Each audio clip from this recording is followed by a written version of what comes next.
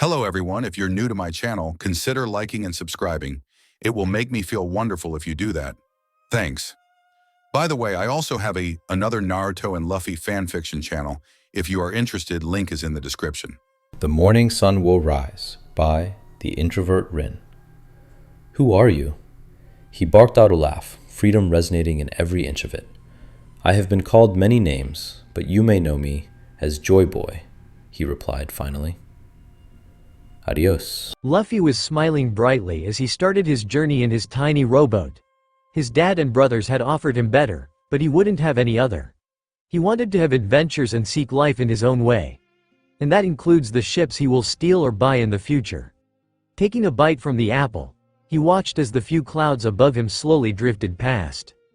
Ace had already started his adventures, and Sabo was doing what he wanted from an early age. His brothers were doing great things on their own and he won't stay back. He is going to get a crew which would rival others and would soon fight a Yonko. He would be getting stronger and stronger, so that he would be able to protect whoever he wants to. He won't be getting a vast crew like the Whitebeards. He wants a crew of 10. A swordsman, a navigator, a sniper, a cook and some more. His hand went to grab another apple, when his hands came in contact with the air. He pouted. Well, he can eat when he reaches an island. He sat up and looked at his mother, who was humming a song to him, until the swirling of waves hit his ear. He stood up and he was greeted by the sight of a whirlpool. Well, here the test of his mother starts. From here he is an ordinary person who has no advantage over his mother. He ran through the options in mind. He can't swim. He can abandon the boat though. He can always ask his mother, but that would be cheating. He is not always going to ask his mother. He has to grow up on his own. With that thought in his mind, he looked at the empty barrel. Well, he can fit in it. He looked at the whirlpool once more and poked his tongue out. With that he jumped into the empty barrel, which was dark. He took his backpack with him. He doesn't want to lose it.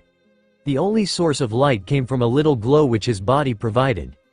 Within seconds, he was asleep, completely unconcerned by the dangers he could face. On a remote island, on a pink-colored ship, a fat, ugly lady ran her fingers through the railings of a ship. A layer of dust settled on her fingers as she asked in a cold voice the reason for so much dust. Her men, her crew, the pirates, got scared of her as they tried to beg for forgiveness. They tried to persuade the fat lady to give them a second chance and that they will never let it happen again. But the captain, Lady Alvida, as she was called, mercilessly pounded her iron mace on the pirate which tried to beg for another chance. She then turned towards a short, pink-haired boy, who visibly started sweating. Kobe, who's the most beautiful person in all the seas? The captain asked the timid boy with a shark-like grin. Aye, it's obviously you, Lady Alvida, Kobe uttered, his hold trembling as he held the cleaning stick tightly in his helpless arms. The captain laughed maniacally before she stated the obvious reason of why Kobe, the pink-haired brat, was still alive and not dead. Navigation. Kobe was the only one who had more knowledge than anyone on the ship about navigation in the world of seas, where they live. Kobe winced quietly when a kick landed on his gut by the captain of the ship, who then ordered her crew to keep on cleaning and retired to rest in her own cabin. Kobe wiped his silent tears, shakily getting up and thanking the gods for he didn't get an iron mace on his head as he had thought he would get. Sniffling quietly and realizing how pitiful he really is to be a slave for a pirate and to have his dreams crushed, Kobe wobbled to a corner where he was left all alone. The silent waves would always calm him down, promising a good time in the future, but Kobe couldn't feel that today as he begged for freedom from his miserable life, for happiness which he once had, and for the will to believe and achieve his dream. His glassy eyes opened to find something amiss. There was a barrel floating in the sea waters. He stood up, wiping his tears, to drag the barrel out, all in hopes of getting a little leverage and less beating from the ruthless captain. He pulled the barrel out of the sea using a rope and later started dragging it to the storeroom, as he assumed that it contained sake. But it seemed like his luck had run out like always. Pirates were standing on the door, ready to take his loot. He was helpless against them, a weak, pathetic cabin boy who couldn't even protect himself. He stood there with his head hung low, as the pirates approached the barrel with a smirk. He saw one of them about to punch the barrel but instantly got a jump scare when a straw hat wearing kid broke out of it. Man, that was a good nap. The straw hat wearing kid chirped happily, as if he wasn't in a deadly situation with two pirates before him carrying their swords. The pirate who had attempted to punch the barrel lay knocked out on the ground, increasing the fury of the other two, whose jaws were wide open but hands on their weapons. "Who are you guys?" The straw-hat-wearing kid tilted his head curiously at the two pirates who shouted back at him about who he was. It was comical to say the least. Kobe would have laughed out if he wasn't surrounded by strong pirates, outside of his league. He didn't want the Straw Hat Kid to be captured like him, to suffer and beg like him for a day to live. He would hate himself if the kid got trapped in the hellhole which he is in, where he isn't even allowed to dream. The pirates swung their swords before Kobe could move. His eyes closed instinctively, fearing the worst. He wanted to protect the kid who looked even younger than him. He wanted to protest and shout at the pirates to leave them alone, but not a single word left his mouth as he stood frozen in his place. He waited for the sickening sound of flesh being cut off or blood squashing on his face, but when only the sound of bodies thudding on the floor came, he opened his eyes fearfully, not wanting to see the kid dead on the floor. But what he saw was something completely different than what he could ever think of. The pirates were laying on the ground, unconscious, while the kid was getting himself out of the barrel. A sigh of relief escaped City's mouth. "Are you alright? Did you get hurt?" Kobe asked the kid nervously, but in reality, he could see no scratches or fear on the grinning teen. How had he managed to knock out the three pirates? Maybe the pirates were weak due to slacking off. Yeah, that seems like the right answer because only Alvida was the strongest one on the entire ship. "I'm fine." The kid spoke with a bright grin on his face. "I'm Luffy. What's with them?" The kid Luffy asked innocently after introducing himself. As if a switch was turned on in Kobe's brain, he remembered where he was and whispered, "Run. Others will come back soon and you'll be killed. Or captured like himself." But he doesn't believe Alvida would keep any other alive. "But I am hungry." Kobe was baffled at the whine the kid let out with an innocent pout on his lips. The kid was too carefree for Kobe's liking. But he would not let him be captured and have the same misfortune as him or worse let him die because he was too weak to protect him. Luffy didn't wait for an answer from the pink-haired boy as he was already walking to the direction his nose was guiding him to. The barrels filled with food. "These look great." He let out an excited whoop and dumped the meat jerkies in his mouth. My name is Kobe." Kobe let out when he realized that he couldn't leave Luffy alone. Kobe noted that he looked a year or two younger than him. He was scrawnier than him, more innocent and carefree. "Is this a pirate ship?" Luffy asked, munching on the food, after a while. "Yes, it's the pirate ship of Alvida-sama," Kobe answered meekly. Luffy nodded. He hadn't heard the name ever. Maybe it was an upstart pirate or some weakling whose name neither the revolutionaries bothered to remember nor his mother. "Do you know if there are any boats on the board?" Luffy asked with his mouth full. Kobe nodded as he led Luffy to the inner docks of the ship to show him a boat, which he has been building secretly for the past 2 years. The boat loined, to be honest. Kobe saw how generous the boy was when he said, "Don't you need the boat? You don't look like you want to stay here." "I want to escape from here, but whenever I think about it," Kobe shuddered, remembering what happened to an old crew member. "The big iron mace of Alvida-sama appears before me. The mace which would slam onto his head and finish him with one blow." Kobe then explained how he left for fishing 2 years ago to accidentally walk onto the ship of these pirates. How miserable his life has been since then, being the chore boy of the ship. "You're pretty stupid and useless, and you seem kind of wimpy too. I don't like you." Kobe's lips wobbled at the blunt reply of Luffy, who was smiling throughout the ordeal. He knew it was the truth. He was too cowardly to take a stand for himself. Kobe failed to see how Luffy was trying to agitate him to leave the ship and stand up for himself. "Where are your parents?" Kobe uttered, wanting to forget the insult. He was really curious too of why a parent would leave a carefree kid like Luffy alone. "At home." Luffy replied through a huge grin. "Why are you here then?" Kobe asked, getting worried for the Straw Hat boy. Maybe Luffy was in a ship which got stowed away. "I'm sailing to become the Pirate King," Luffy exclaimed loudly, shouting out his dream for Kobe to hear. Kobe's jaw dropped to the ground at the mere declaration. Pirate King? The one who has everything in the world? Kobe found himself getting hysterical. Maybe his dream is even more probable than the kids before him. Are you telling me that you're looking for the world's greatest treasure, the One Piece? You wanna die or something? All the pirates in the world are looking for that treasure." Kobe saw Luffy pout, cross his arms over his chest and his leg on the other as he replied affirmative. "Impossible. Absolutely impossible. Utterly impossible. To become the pirate king in the pirate era, there's no chance. Utterly impossible." Kobe's head throbbed as he was booked on the head by Luffy bonking him, making him cry out in pain. "Why'd you hit me?" Kobe whimpered out, holding his head. "'Cause I felt like it," Luffy answered simply with a little pout on his face. "Oh well, I'm used to it anyway." Kobe let out a nervous laugh, eyes on the ground. He was slowly beginning to realize that he would never reach his dream since he couldn't even stand up against a guy younger than himself. Unknown to Kobe, whirls of emotion flooded inside of Luffy. The one of hopelessness of not being able to leave what his duty was in previous life. The fear of being lonely again. Luffy jumped from the counter, leaving the thoughts. His hands clutched his locket and straw hat, making him realize that he wasn't lonely. "I'm not afraid of dying. Because it's my dream and that's why I won't mind dying for it," Luffy declared with a bright grin on his face as he looked at Kobe. A spark of hope ignited inside of Kobe as he looked at the pure determination and resolution radiating in the eyes of Luffy. "Won't even mind death?" Kobe asked in disbelief. In his short life, he had met a lot of people, but everyone was scared of death. For once he thought Luffy was lying, but he couldn't find it. He saw Luffy look outside through the only window in the storeroom, the sun shining brightly on his sun-kissed son and his grin getting impossibly brighter. "Yep, besides that, I have done it way before. I can do it once again, even if it gets tougher in this era." Kobe didn't understand a single word which Luffy uttered, but his mind was already focusing on one single sentence. Luffy isn't afraid to die for his dream. Something clicked inside Kobe for the first time. Death.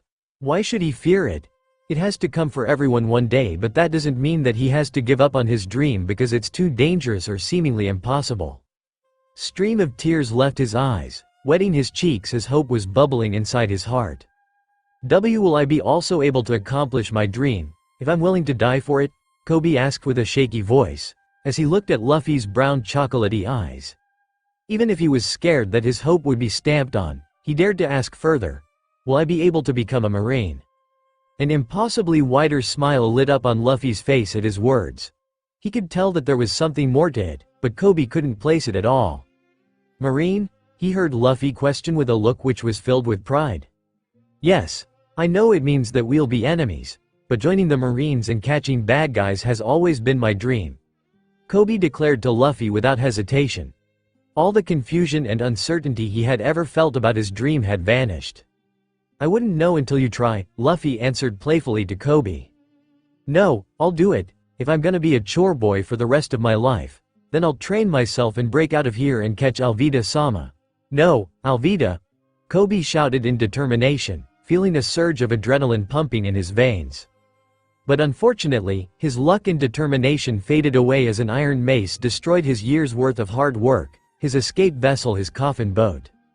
A strangled cry left Kobe's mouth as he fell on his knees and noticed the towering figure of the one who he had scored to catch above him. Out of fear, he didn't even see the shadowed face of Luffy and the anger coursing through him. All Kobe could see was their death standing before them. Alvida and the other pirates. He could even see some of them snickering in the back. You're gonna team up with him to catch who? Alvida's dark thunderous voice rang in Kobe's ears, making his whole body tremble and shake in fear. He couldn't even speak a word. You don't seem to be Zoro. Alvida continued as she studied the scrawny teen wearing a straw hat, with a sharp grin on her chubby face. Zoro? Luffy repeated the name, not sure who the person was, but he vaguely remembers hearing his name from somewhere. Alvida ignored the kid, to call out her little slave, who freaked out in fear. Before you die, I'm gonna ask you who's the most beautiful of all in these seas? Alvida questioned Kobe, who was on the verge of crying. This was it for him. He was going to die. All the years of suffering were going to be over, and he couldn't even try to become a Marine. Kobe's eyes flickered to Luffy, wanting to apologize for not protecting him, when he saw the hooded look Luffy was giving. He was almost terrified by it, but the conversation which they had just moments earlier flooded in his mind. He gulped, sterling his eyes and closed his fists tight, as he finally looked Alvida straight in her eyes for the first time in his life. He could feel his heart pump the loudest, in fear and determination as he spoke out the words, which he was sure would be his last. In all the seas, Alvida. Kobe spoke, trying to calm his beating heart and shaking body. He looked at Luffy for the last time before locking his eyes at Alvida's. He could see the fat-ass woman already gritting her teeth and eyes glaring daggers at him for committing the felony. But Kobe wasn't going to back off now, not when he gets to be brave for once in his life. Even if he was going to die, he would be happy to know that he was brave and took a step towards his dream. So, he stood up on his shaking legs and shouted out loud, "Is the most ugly, rudest damned bitch of an old hag." Adrenaline pumped in his veins as he closed his eyes shut, preparing for the iron mace to make him a bloody pancake. Very well, Kobe. Kobe's eyes flew open when he heard Luffy's voice too close. The sight left him crying. Luffy was crushed under the iron mace which was meant for him. Lu, his cries were shut off when he saw Luffy sprang up like a springboard. That won't work on me. Luffy grinned and took in the shocked looks of the pirates. Without any further wait, he punched the fat whale in her stomach, making her fly through the ship, leaving a gaping hole. The pirates were stunned in shock. Too speechless to utter a single word and too afraid to vote for Kobe. He wants to join the Marines, so, stay out of his way. Luffy warned the rest of the pirates with a sharp grin on his face, making the pirates scramble off instantly with screams of fear. Kobe's eyes filled with happy tears as Luffy's magical laughter resounded in his mind. Freedom. Joy. Relief. Every positive emotion flooded within Kobe as he looked at his savior, someone who he will forever look up to. He couldn't believe that he was finally free. And all because of Luffy. He will be eternally grateful to him, to give him a reason to believe in his dream, to sprinkle the seeds of hope and bring happiness in his life once more. Looks like we got away, Kobe mumbled as he looked at the pirate ship which was now being attacked by Marines. Phew, that was fun, Luffy laughed from where he sat. Luffy? Kobe asked, making Luffy turn towards him with his ever-present grin on his face. If you're looking for One Piece, that means you will go to the Grand Line, right? Yeah, Luffy said with the widest grin he had till now seen on his face. But that place is known as the Pirates' Graveyard, Kobe stated as a matter of fact. His sentence didn't even deter the ever-present smile on his face. Yeah, that's why I need a strong crew and one of them is being held captive at the place you're going. Kobe's eyes widened as he realized that Luffy was speaking about none other than the famous pirate hunter Roronoa Zoro. He froze when the rumors about the said pirate hunter ran in his mind. Luffy, you should not try to recruit him, Kobe uttered frantically to the teenager, whom he had come to respect since the last few hours. He is a demon, a criminal. He really hoped his words would sway Luffy, but to his utter dismay, Luffy dug his pinky in his nose and asked, "So? He will not hesitate to kill you." Kobe tried to point out the obvious. Even if Luffy was strong enough to beat Alvida, Kobe didn't think that he would be stronger than Roronoa Zoro. He didn't want his savior to get killed by a bloodthirsty pirate hunter. Luffy smiled brightly with his signature laugh. If Zoro would be a good guy, then I would ask him to join, otherwise not. That made Kobe feel a bit relieved. The sky darkened as the serene night arrived. Besides the twinkling stars, there was no source of light in the dark ocean. The wind was blowing softly, and the waves were swaying calmly, as if a mother was lulling her child to a peaceful slumber. Kobe was enjoying the slightly cold weather and his freedom, which he had gotten after 2 years of constant suffering. It was all thanks to Luffy, who was staring at the stars with a wide grin on his face. The silence was comforting rather than awkward. Kobe could hear Luffy snickering at times and his sun-kissed skin glowing or grinning, as if he was hearing some tales carried by the wind. Kobe doesn't remember when he fell asleep to the soft swaying of the waters and fell in the land of dreams where he was a marine and capturing bad guys. But when he woke up next, he found their boat near the shore of Shell's town, which shouldn't have happened. Kobe remembers anchoring their boat, but maybe Luffy might have pulled it out. But he was still sleeping, curled up against his backpack. We have made it, Luffy shouted with excitement, getting off the little boat, which Kobe guided safely into the port behind him. Kobe and Luffy began walking through the town together, Luffy with a grin of excitement and Kobe with a look of nervousness. Seriously, you are crazy to want him to join you, Kobe tried to reason with his new friend once more. I haven't decided yet. Luffy chirped honestly. He's been caught because he's a bad guy. Kobe tried to reason for the umpteenth time, stopping in the middle of the street while Luffy continued to walk forward, stopping at a fruit stand, picking a pear and tossing a coin to the woman running the stand. Do you know why Zoro's being held at the base? Luffy asked him, but they were immediately met with everyone jumping away in shock. It seems the name, Zoro, is a taboo here. Kobe whispered to Luffy, who looked at the people who were looking at him with wide eyes. Did they recognize him? But Alvida wasn't able to. And his face was not in his wanted poster even. Maybe it could be related to the guy, Zoro? Let's check out the base, Luffy said, frowning a bit. You're gonna be a marine, right? He asked as they walked towards the base again. Why yes. But I'm not really ready yet, Kobe answered, looking at his hands. It all still felt like a dream to him. Rumor has it, Captain Morgan is at this base and… Just like Zoro's name, the townspeople who had gradually started doing their work, jumped away in shock, but the only difference was that this time the reaction was more intense and scarier. The mere name had the civilians running. Luffy laughed at the reaction. People were really funny to him.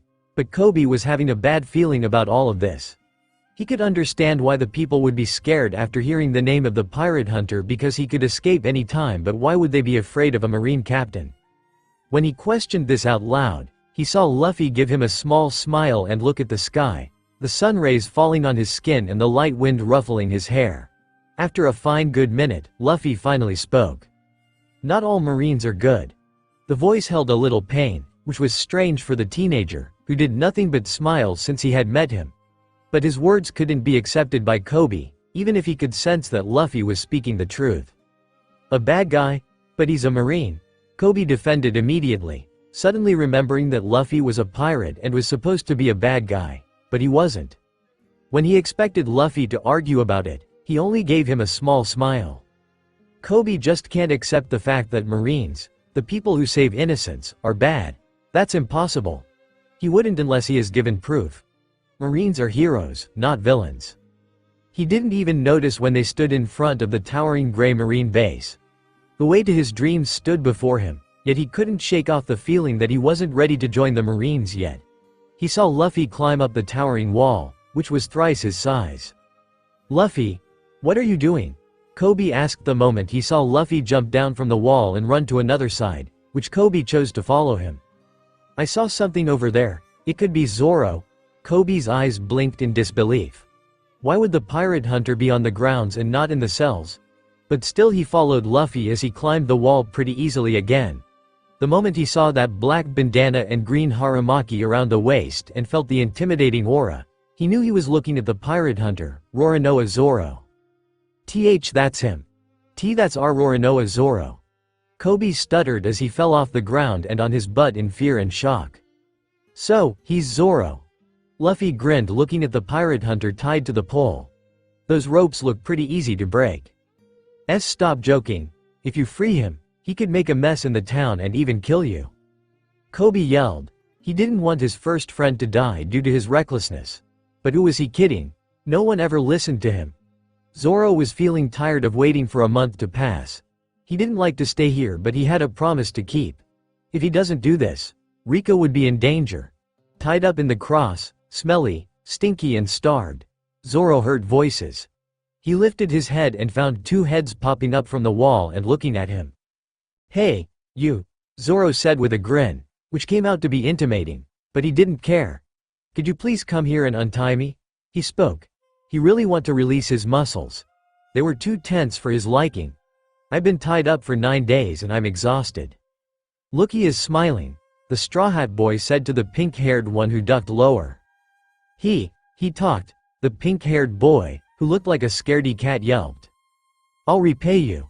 I could hunt down a fugitive and give you the rewards. I'm not lying. I'll keep my word. He saw the straw-hatted boy about to come over to him, when the pink-haired started warning him. Don't do it, Luffy, don't be tricked by his words. If you free him, he'll kill us and escape. The pink-haired boy warned and Zoro felt a headache coming through. He really wanted to be left loose, at least for a minute. He can't kill me 'cause I'm strong too. Zoro snorted at the word of the teen. He really looked like a preteen with his face. All those baby fat and big doe eyes made him look more younger. If Zoro had to guess by seeing the teen's face, he would say he is at least 14 and the boy beside him must be 15 or 16. But before the teen could come over to him, a ladder was placed beside them and Rika, the little girl, came up and shushed them. She peeked around the courtyard, and once she found that the coast was clear she hung a rope down using it to climb down the other side of the wall. Once she was down, she began running towards him, which made the pink-haired brat freak out. Zoro watched as the girl, carrying something wrapped in a paper, approached him. He ignored the yells of the pink-haired boy trying to warn Rika. "What are you doing here?" Zoro asked in an angry voice. He didn't want Rika to stay here even for a minute.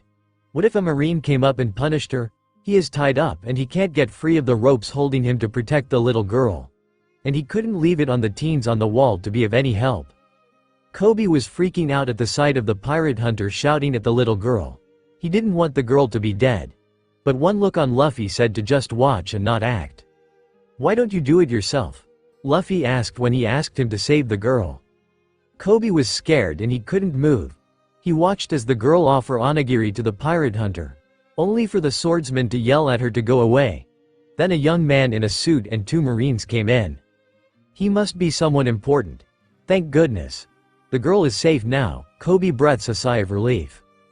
But the worst thing he saw was the blonde man stepping on the food prepared by the girl and stomping it. It was so cruel. That girl had worked so hard to make them and was crying now. Kobe looked at Zoro, who was growling at the captain's son. Then looked at Luffy, who was watching everything with his hat shadowing his eyes. The air felt heavy and cold. And then the worst thing happened. That blonde man ordered the marines to throw the little girl over the wall. He was too shocked to do anything, but luckily, Luffy caught the girl. Kobe snapped out of his shock and went to check over her. "Kobe," Luffy spoke in a calm voice. "Take her to her house." Kobe nodded without waiting. Luffy jumped over the wall and walked to Zoro, who looked at him with eyes filled with anger, but he knew that behind the anger was worry for the little girl. Behind the anger was a flame burning in his heart. "You still haven't left?" Zoro asked after finding his voice. When he met the teen's eyes, he stilled. It was the moment when he felt the vast power hidden behind the scrawny baby look of the teenager standing in front of him. Those eyes looked as if they were looking into his soul, reading each story of Zoro's life, without judgment but just curiosity. Zoro was about to avert his eyes from the big brown eyes, when he saw them flicker to gold and red. Zoro's breath caught in the throat. Last he had heard no one could change the color of their irises. He blinked his eyes to look clearly, but the golden red irises were nowhere to be seen. It must be the sunlight. Zoro tried to calm his fast-beating heart. Zoro looked at the teen in front of him, who was grinning widely. "Yo, I'm Luffy. If I loosen up the ropes, then you're gonna join my pirate crew, okay?" Zoro raised his eyebrows. Why would he want to be a pirate? Pirate? Hey, so you gave up on life and became a crook, huh? The one person whom he felt worthy of being his opponent was asking him to be a pirate. What a joke. "It's my dream," the boy chirped happily, as if Zoro had never commented on being a pirate was a bad idea at the first place. There's nothing wrong with being a pirate. Being a pirate is wrong. At least for Zoro. Pirates are evil, but from no angle the boy looked evil, but he looked the exact definition of innocent. Zoro is not good at studying people. But he could tell that the kid can't do any harm. But who is he kidding? Of all people, Zoro should know to not judge a person by their face. "Don't tell me you're gonna set me free and force me to join you," Zoro said in an annoyed voice. The brat pouted at him and looked about to whine, like a kicked puppy, but then he grinned. "You will join me," the brat said with a bright smile. The surety in his voice even made Zoro stop for a second. "I'll never join you because I have something that I need to take care of," Zoro said truthfully. It was not due to the fact that he hated being a pirate and hated the bright smile given to him. "I could survive even if you don't help me. I can survive for a month and I'll be set free. That idiot son promised me. I'm gonna do everything I can to stay alive and fulfill my dreams." Zoro grinned at the thought of why he set out to sea. He hoped that his would get through the thick skull of the wannabe pirate boy, but the boy looked at him in awe. "If I were you, I think I'd starve to death in a week." "That's why we're different. Go find someone else to join you," Zoro said, seeing the boy study him with his hands in his pockets. Zoro felt his stomach growling and ache, and he eyed the onigiris, wondering if he should ask the boy or not. "You want it?" the boy said, pointing the muddy food on the ground, and picked it when he nodded. "But it is all muddy now." "Well, I guess you can't be picky when you are hungry." Zoro opened his mouth wide, gesturing to just deposit the food. He chewed the food even if it was all muddy. He swallowed it. He didn't notice how the boy smiled at the action, but he felt grateful. He coughed and his shadowed eyes hid his happiness of getting some food to his crying and grumbling stomach. "Tell that little girl, the rice balls taste very good." "Thank you very much," Zoro said, and his coughing ceased. He looked at the boy whose smile was splitting his face into two, which was practically impossible for anyone. "Why don't you come and tell her on your own?" Luffy grinned cockily. "If you are blackmailing me for joining you and becoming a pirate, then give up," Zoro said with a sigh. "If I say please, then?" The brat pouted, making shiny puppy eyes. Zoro's sweat dropped at it. "Which pirate tells please? Join me and makes puppy eyes?" "I've told you clearly." Zoro gritted his teeth.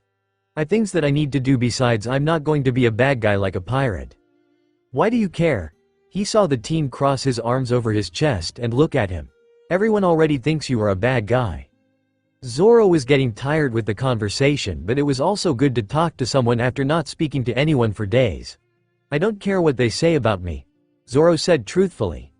"I haven't not done one thing I regretted in the past, and it will be the same for the future. I won't become a pirate." Zoro saw the bratty teen huff and say, spied him reasoning with him. "I don't care. You're joining me." "Don't decide yourself," Zoro said with shark teeth.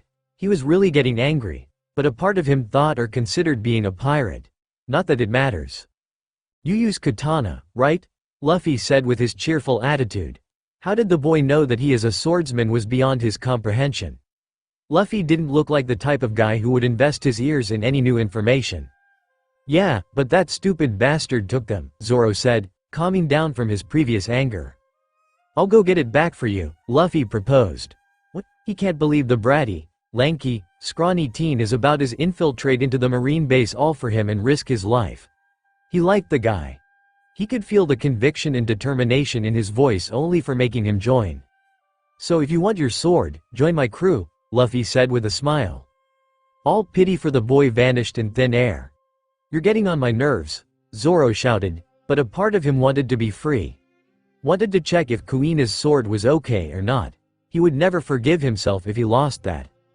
It's not that the kid will even lie by getting inside the tiger's den, but before he can say so, Luffy dashed to the marine base. "It's the most weirdest day of my stay in this island," Zoro thought. Zoro could not help but scowl at the scrawny kid getting inside the marine base, forgetting his katanas and making him forced to join him. The kid was weird to say the least. The way he moved, the way his eyes scanned the marine base showed recognition. His eyes looked as if he had seen these things countless of times. His eyes at Zoro, on his dirty smelly self, didn't show pity or disgust but pure belief. Belief on what? That Zoro won't betray the kid? That he won't refuse the kid's offer? Zoro wasn't sure. But one thing that he was sure was that despite the kid's scrawny, innocent stature, the kid was powerful. The kid's eyes when he had looked at him felt as if he knew. But what did Luffy know about what or why was he doing what he was? But would Luffy be safe roaming around the base alone? Zoro didn't want to dwell in his thoughts and was luckily snapped out of it by the pink-haired boy who was with Luffy. "Where is Luffy?" the brat asked him. "Oh, and I'm Kobe." Luffy went to the marine base, Zoro replied nonchalantly, not bothering to say why he had gone. He thought the boy would ask, when he saw the boy trying to open his ropes. "Oi!" Zoro warned the teen. "If you help me, they are going to kill you."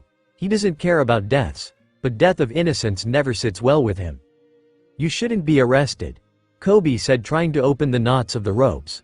"I can't stand those kinds of marines. I'm going to become a real marine. Just like the way Luffy is determined to become the Pirate King." Zoro narrowed his eyes on the teen. The scrawny kid being a Pirate King? That's a big dream as his. The respect for Luffy increased in his heart. But still it felt like a joke to him. The kid must be joking, right? Haha. The kid laughed a nervous laugh. I was a bit shocked when I first heard him, but he's serious. Before Zoro could react on Kobe's words, Kobe was shot in his shoulder, making him fly a good 3 feet away from Zoro. Are you alright? Zoro asked the kid, who was screaming in pain. Run for your life. They are almost here. A group of Marines were coming his way and Zoro didn't know what to do. Kobe was crying in pain, but denying to leave him alone. I've got to set you free as soon as possible. There is no use in giving up life for him. Moreover, he would be freed in a month. But as soon as he let his thoughts be known, Kobe was standing up, shakingly. They will not set you free because they're gonna kill you in 3 days. The brat said, and Zoro's eyes widened and he halted in his tracks to shout at the kid to scram off. They promised him to free him if he survives a month. Helmeppo never intended to keep his promise because he was toying with you, Kobe said with a sour taste in his mouth. Zoro mentally laughed at himself. Why did he trust these people? That these Marines will leave him alone after he completed his promise. 9 days of him being tied up, starved and dehydrated, not that he care. But the gall of them not keeping their end of promise felt wrong. The Marines will never let the two of you off. Please, after I set you free, please help rescue Luffy. Zoro didn't say anything. The boy had gone inside for him, and a part of him feels that Luffy knew from the beginning that he was not about to be freed, but that feels so surreal. I'll not force you to become a pirate, however, he's my savior. Kobe was kneeling on the ground in front of him. Luffy is very strong. As long as you two join forces, you all will definitely be able to escape this town. Zoro knew one thing. That is, he can't die here. He has a promise to fulfill and he will do anything to survive. He won't die today even if the Marines pointing their gun to him say otherwise. He can't die. Surround them. It was Captain Morgan who shouted. The Marines had already surrounded them and pointed their gun to them. How interesting. The three of you are planning to cause political upheaval. Zoro doesn't like where things are going. With him tied up, he can't do anything. He felt useless. With the gun pointing at him, Zoro realizes that he is so close to dying. He has made a promise. He can't die here. Fire. Not even a single bullet hit him or Kobe. In front of him stood the kid with his katanas strapped at his back. He can't believe the boy sacrificed himself in order to keep him and Kobe alive.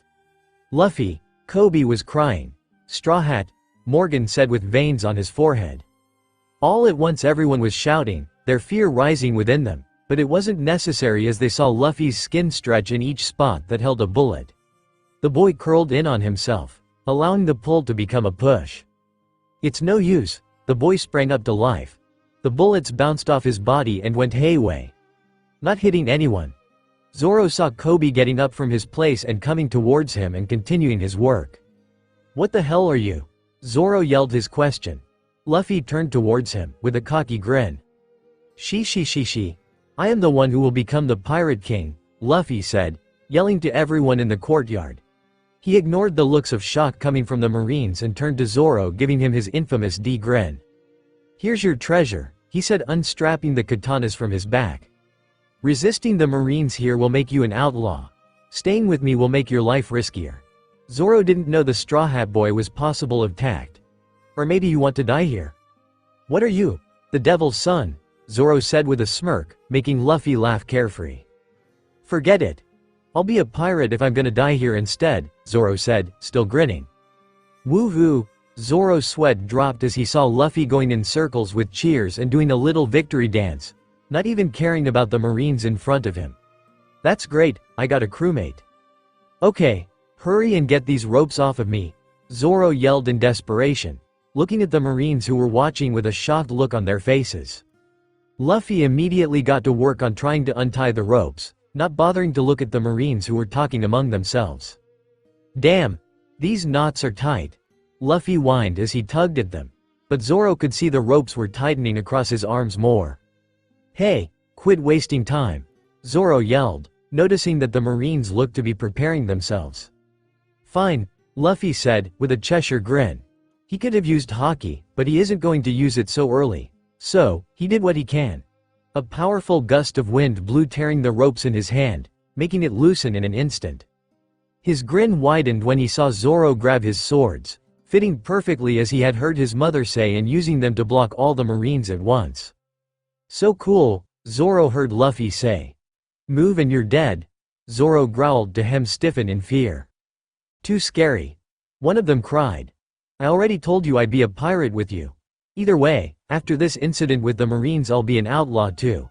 But it's okay, I still have my own goals," Zoro told Luffy, whose grin was getting impossibly wider. "Goals? I'm going to become the world's greatest swordsman. I no longer care if my name is clean or not. Bad guy or good guy, it no longer matters. As long as my name is known worldwide." With one push he pushed away the Marines, making them fall on their butt. He stood tall and looked at the boy in front of him. "If you do something that ends up in the way of my goal, you'd better accept responsibility and apologize to me on the end of my sword." "Good," Luffy grinned. "The king of pirates needs the best on his side. What are you guys standing there for? Slaughter them this instant." The Marines shrieked in terror at Morgan's words while Luffy's grin turned more deadly. "Duck, Zoro," Luffy told Zoro, swinging his foot back. There was a brief moment of shock from Zoro before he did as told. "Gomu Gomu no whip." Luffy's leg whipped over him and knocked over the Marines. Zoro noticed how Kobe had went stiff in shock as him with the elongated leg which kicked off the Marines. "What the hell are you?" Zoro asked Luffy, voicing everyone's question with it. Luffy turned towards him. The teen seemed to be thinking for a second with his face barely visible under his straw hat. He lifted his head to show a sunny smile, which shouldn't belong to the battlefield. Stretching his mouth past human limits, he said, "I am a rubber man." Luffy was sweating, showing he wasn't telling the full truth but that can wait. "Captain, we don't stand a chance against them. These guys are crazy. We can't even handle Zoro, much less that kid. This is a direct order," Morgan shouted, drawing Zoro, Luffy and Kobe's attention back to him. "Everyone who spouted weakness just now must shoot themselves in the head. I have no need for a weak soldiers," Morgan ordered, much to Luffy's annoyance. "These troops are mental," Zoro commented, taking in fighting position. "Luffy," Zoro heard Kobe say and saw Luffy heading to Morgan, "crush this navy." Running through the Marines to the leader, Luffy grinned. His arm swung to the captain, who blocked it with his large axe hand but was sliding back from the mere force Luffy was giving. With a burst of anger for these Marines who had tainted Kobe's dream and held his crewmate Zoro, he shattered the axe in Morgan's hands and hit him, making fly backward. "Hold it, Straw Hat," Helmeppo shouted from behind him before Zoro could get rid of his shock. He saw his captain looking to Kobe, who was shaking in fear but grinned suddenly. "If you value this guy's life, don't move," Helmeppo shouted, but regardless Luffy stalked to him. "Luffy, I don't want to get in your way, even if it means dying," Kobe shouted, genuinely meaning his words. "Yeah, I know," Zoro saw Luffy smile and grab his bicep. From behind, Morgan was getting up looking all angered. "Give it up, stupid son, Kobe really is ready to die." "Don't move, I told you not to move, I'll shoot," Helmeppo shouted once again. "Gomu Gomu no. I'm Navy Captain, Axe Hand, Morgan." "Dad, kill him, quick, pistol, at once." Luffy threw his punch at Helmeppo, knocking the blonde into the wall on the other side of the courtyard, while Zoro slashed through Morgan, who had attempted to behead Luffy with one of the soldiers' swords. "Nice, Zoro," he heard Luffy speak, his arms snapping back in place. "My pleasure, Captain," Zoro said, facing him with his own grin. Silence. The Marines looked at their captain. He was unmoving, he didn't get up again, he was down. "Captain Morgan is defeated. We are free. We are out of Morgan's control." Weapons and caps were thrown in the air. Marines started dancing with each other, surprising Zoro, who thought that they would need to fight them too. "Everyone's happy that their captain's been beaten?" he asked with a raised eyebrow. "Everyone was just afraid of Morgan," Kobe answered gleefully as if it made all sense. Zoro suddenly twitched and then fell onto his back, Kobe freaking out while Luffy lifted the man, giving him his shoulder to lean. "What's wrong, Zoro-san? Are you hurt?" Kobe asked as he rushed over to the man. "I'm hungry. Man, I'm stuffed," Zoro said as he felt his stomach being filled after such a long time. With a smile, He leaned back in his chair to look at Luffy, who was still eating and stacking stacks of plates one by one on his side. How the heck can you have a bigger appetite than me? Zoro asked, eyebrows raised in disbelief. Zoro had literally been starving after all, and Luffy was still eating as if he'd been the one to go weeks without meals. It tastes good, right, Kobe? Luffy asked Kobe, who sat at the bar where Rika's mother was smiling and cleaning dishes. Rika was nearby as well, carrying dirty dishes from the table Luffy and Zoro sat at and bringing them to her mother. Thank you for treating me to food too, Kobe said, rubbing the back of his head as he addressed Rika's mom. She smiled at him, continuing to clean. It's no problem. The town has been saved after all, she said cheerfully. You really are amazing, Rika told to Luffy with a wide smile, which the rubber boy returned with 10 folds of his own. Yep, I am. She. The boy laughed. 'Cause I am going to be the king of pirates. And I even have my own crew, the boy said, looking at Zoro, who smiled at the enthusiasm. So, how many others have you gathered besides me? He asked, watching Luffy take another large bite of meat. The boy blinked at him. It's just you, he said simply, returning to focus on his meal. Huh? Zoro pointed between the two of them in shock while Luffy nodded. Yep. Just us two, Luffy confirmed his doubt. Zoro's head was paining pretty badly now. 2 people can't make a pirate crew. And what about a ship? Where's your pirate ship? Zoro asked, hoping against all odds that the boy did have one. There, Luffy pointed. Zoro looked at the window to the boat which Luffy pointed. That? We'll have a ship this big soon, Luffy said, demonstrating with his hand at how big he wanted his future ship to be. The sight of comical, making Zoro laugh. And a pirate flag too. Yeah, Luffy said to himself, ignoring Zoro completely. Zoro rubbed his forehead, wondering which reckless idiot he had gotten himself tagged with. I think Luffy was born without any sense of planning, Kobe said with a nervous chuckle. Did I really make this kid my captain? Zoro asked himself, seeing Luffy continuing to smile all the while eating. Hey, Rika asked, jumping with the same enthusiasm as that of Luffy. Zoro was beginning to wonder if Luffy's smile and recklessness was infective, because the next moment, the plates in Rika's hands were threatening to fall over, which he had to catch to prevent it from happening. Where are you guys gonna go now? Rika asked before thanking Zoro. Paradise, Luffy said with a grin. Paradise? The occupants in the bar asked. Oops, Luffy said, rubbing his back of neck with a sheepish smile. Grand Line, I mean. How did you mix paradise with Grand Line? Besides, you still have only 2 crew members, Kobe shouted in disbelief. You are still saying crazy things. How can you enter the Grand Line with just you 2? Don't you understand? The world's strongest pirates all gather there. Luffy pouted. But I have been sailing those seas for he counted on his fingers, half a decade. Kobe's jaw dropped at the ground. What? You have came from the Grand Line? Zoro seemed interested in the conversation and paid attention. She. Luffy dismissed the whole matter with his laugh. Guess it can't be helped, Zoro said, leaning back in his chair with a grin, prepared to take on whatever challenges they would face hereafter. Not you too, Zoro-san, Kobe moaned. Oh, Luffy banged his fists on his palms. Game the occupants in the bar. Kobe, you want to be Marine, right? Kobe nodded. I know someone who will willingly take you under him. I won't vote for anyone regarding my friends, Luffy huffed. Am I really your friend? Kobe asked with tears gathering in his eyes. Yep, Luffy said with a beaming smile and placed his bag in front of him and put his hands inside it. After a few moments he started sweating. Oops, he said, with sweat trickling down from his forehead. He emptied the backpack on a clean table and out came a red cloak, then some weird-looking needles encompassed in a glass, a compass, a scrapbook, few papers and some clothes and a pouch which made a clang on being dumped on the table. Luffy rummaged through the red cloak, shaking it, but nothing came out of it. Shit, I'm gonna die. Zoro heard the teen mutter, but the next moment he cheered up and pushed the things back into the backpack. Hey, miss, he chirped, jumping on his way to the Rika's mom. Can I borrow your snail? Sure, the lady said, giving a pleasant smile, and passed a snail to the boy. Luffy skipped to the table and picked up a paper from the rim of his straw hat and dialed a number. All the while Zoro and Kobe looked at him and the snail which popped to life, curiously. Puraparu gacha, Vice Admiral Garp here, the snail responded. Silence. Zoro was wondering if Luffy had a death wish and how the hell did the kid got Garp the hero's number. G-chan, Luffy said, shattering the silence into pieces. EHH. Kobe and the people who heard Luffy shouted, while Zoro's eyes widened. Bawahahaha. The snail responded.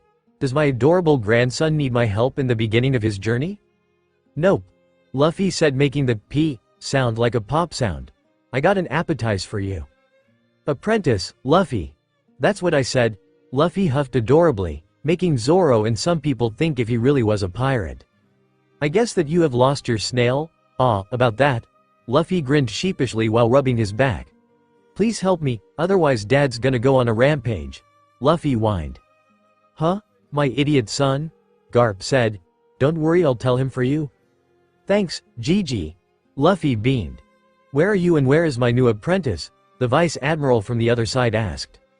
Shell's Town, I'll be there soon, he said. Take care. Love ya, Gigi, Luffy said before disconnecting the snail and looking at the baffled expression of the people before him. What? He asked with his eyes blinking in confusion. Your grandpa is Garp the Fist? The people in the bar yelled together, making Luffy laugh. People sure are funny. Yep, he said, returning the snail to the nice bar lady, who looked a bit paler. I am going to be trained by the legendary hero, Kobe asked with fear. He had never thought of meeting the Marine, hell less that he would be trained by him. Yeah, Luffy said with a smile. Kobe was about to freak out, but a Marine disrupts them by entering the bar. Excuse me, the Marine said as he stood in front of Luffy, who looked at him with a smile on his face. We are wondering, are you really pirates? Yes, we are, Luffy chirped. We're all grateful that you saved our town and base, but as Marines we can't let you stay any longer. You will need to leave this island immediately. To show our gratitude, we won't report you to headquarters. The Marine finished his boring speech, making the town people angry on behalf of their saviors. Okay. Let's go, Zoro, Luffy said as he tossed the backpack on his shoulder. Hey, wait a second, the same Marine called them out. Isn't he with you? I'm not with them, Kobe said while stuttering. Is he telling the truth? The Marine asked Luffy. I know this guy, Luffy said, laughing inwardly at what he was about to do. I don't remember where, but he used to be with this really big lady. I think her name was Almika. She was a fat and ugly pirate. He spent. Kobe had enough. He punched Luffy's face as hard as he could. He didn't want his dreams to be ruined by the one who showed him a hope right now, only to crush them. He couldn't believe that he was betrayed. Why you? Luffy retaliates, hitting Kobe back a few times until he was stopped by the Marines. Luffy smiled inwardly as he saw his plan being successful. He can plan when he wants. I know he's not your friend. Please leave this island immediately, the Marine yells at them. Kobe caught a glimpse of the smile on Luffy's face before the boy turns to leave and knew it was all done for him. He wanted to cry at how he needed Luffy's help even in the last moment. He felt useless, that he needed the push. Not letting the chance get away, Kobe stood tall and loudly asked to join the Marines. Don't you think you went overboard? Zoro asked about the Kobe incident once they got out of the bar.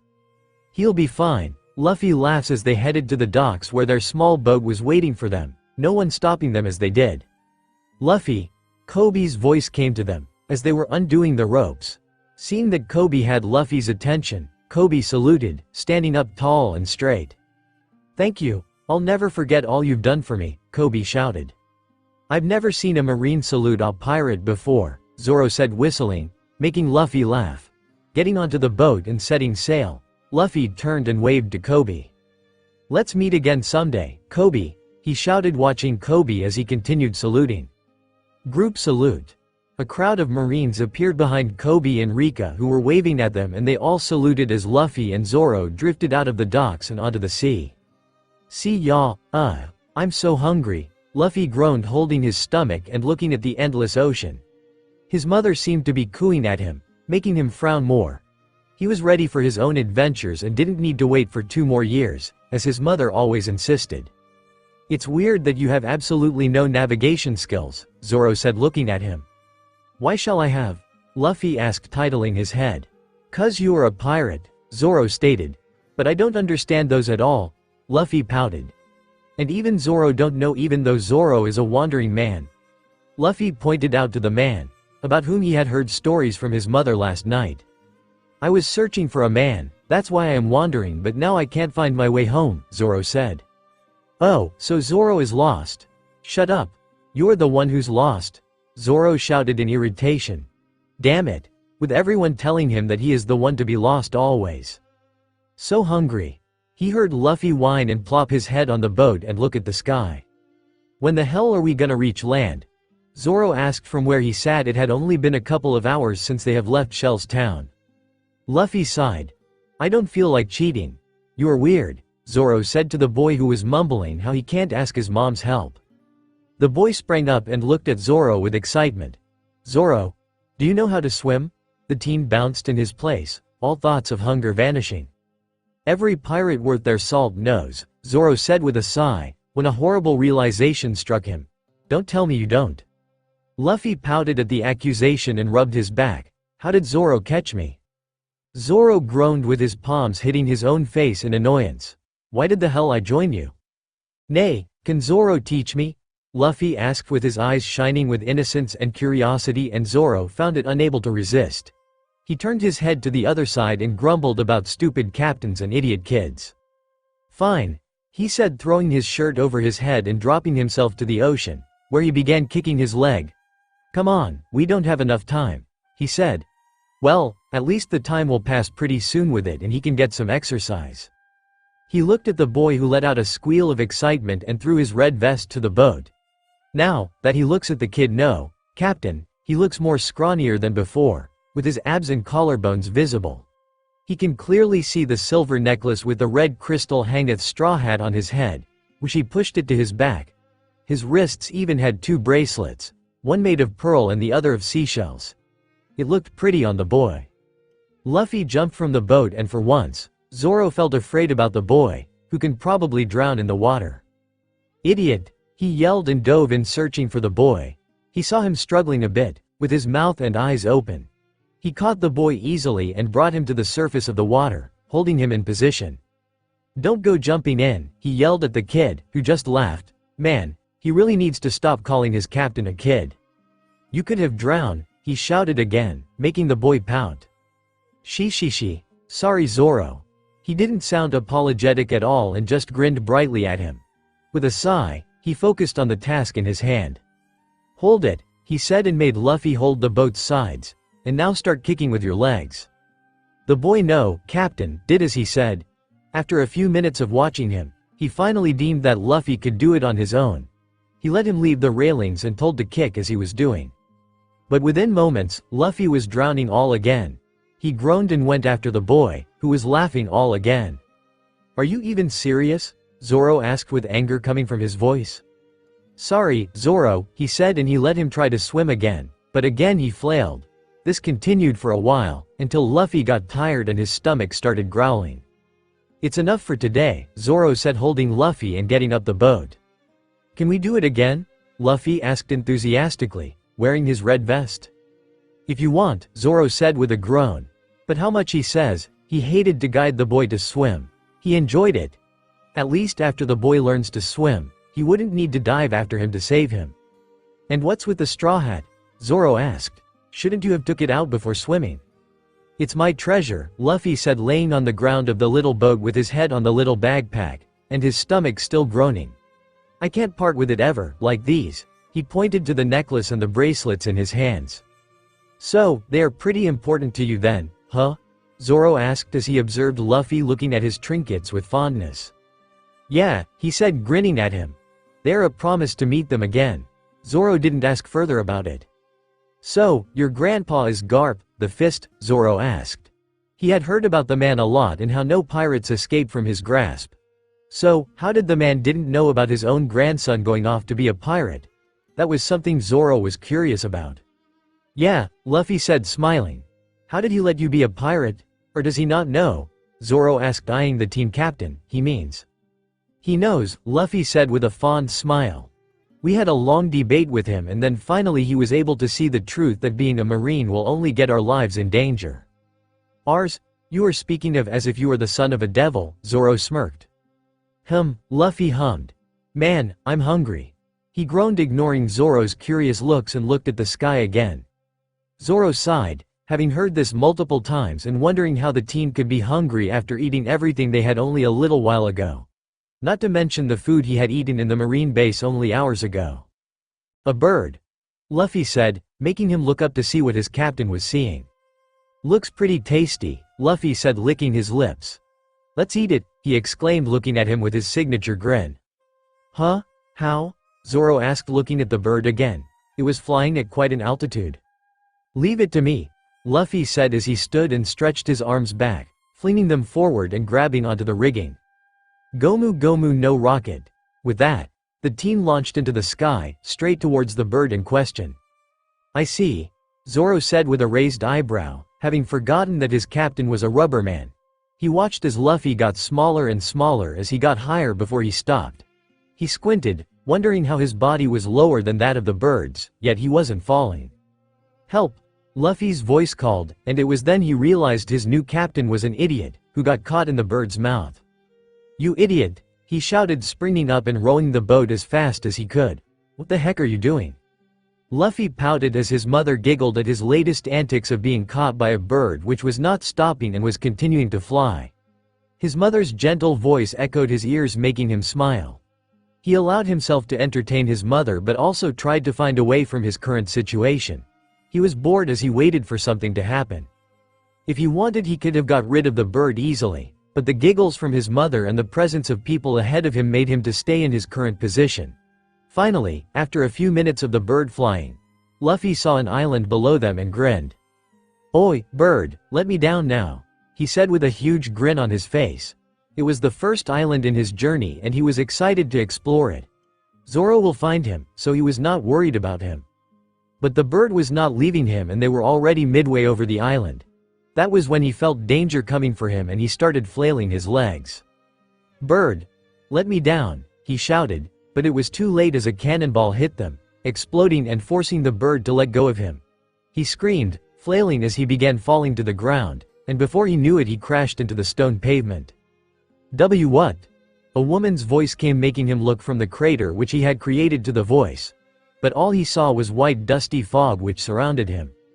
Someone. Another voice came, and this time it was of a man. Fell from the sky? Another man said in shock. That was fun, he grinned, holding onto his hat as he looked around, finding men on the ground looking surprised and shocked. They were likely the guys who were speaking and were pirates. There was a woman in front of him, who looked shocked and a bit afraid. Nami didn't know what to do. She has just stolen a map of Grand Line from the buggy pirates and was running for her life. But right now, she was on a stop. Someone had fallen from the sky and that someone made it alive and was around the age of 14. Nami didn't know what she should do. Should she continue to run for her life or take the kid with her? If the boy would have been around 16, she would have left him to fend for himself, but right now, she can't. Her morals, her heart would fight against her, if she would be responsible for the kid's life. Run, she shouted to the kid and dragged him away, not giving the boy even the chance to think, 'cause that could possibly kill him. We need to run or they'll kill us. The kid let out a voice of confusion, clearly unsure of what was happening. Don't run off again, the pirates yelled at them, making Nami urge to run faster. Are we playing tag? The boy cluelessly asked, making Nami really want to bonk his head, but she didn't want the boy to panic. She didn't want him to die. And if he did, then she knew she would blame herself. Yes, she replied quickly, with a laughing kid at her side. But before they could run more, the boy was yanked free from her hands. She gasped in horror and turned as fast as she could. We told you to not run, one of the three pirates while trying to punch the boy. Nami watched with her breath in her throat as the punch neared the boy's nose. That would surely break it. Nami was running to the boy before even thinking, but she didn't need it as the boy ducked off at the right time, but his hat was knocked out of his head. The string which Sabo had tied to it was the only one that kept it from falling off. Anger overtook Luffy as he straightened again, placing the hat back onto his head as he glared at the man who'd hid it. Don't you dare mess up my hat, he shouted, reeling his fists back and punching the man, sending him flying. "Damn you!" The remaining pirates yelled, lifting their swords to attack him. He saw from the corner of his eyes. He was playing tag, held her palm on his mouth and watched in horror. Her other hand went down to prepare her staff, even if she was afraid.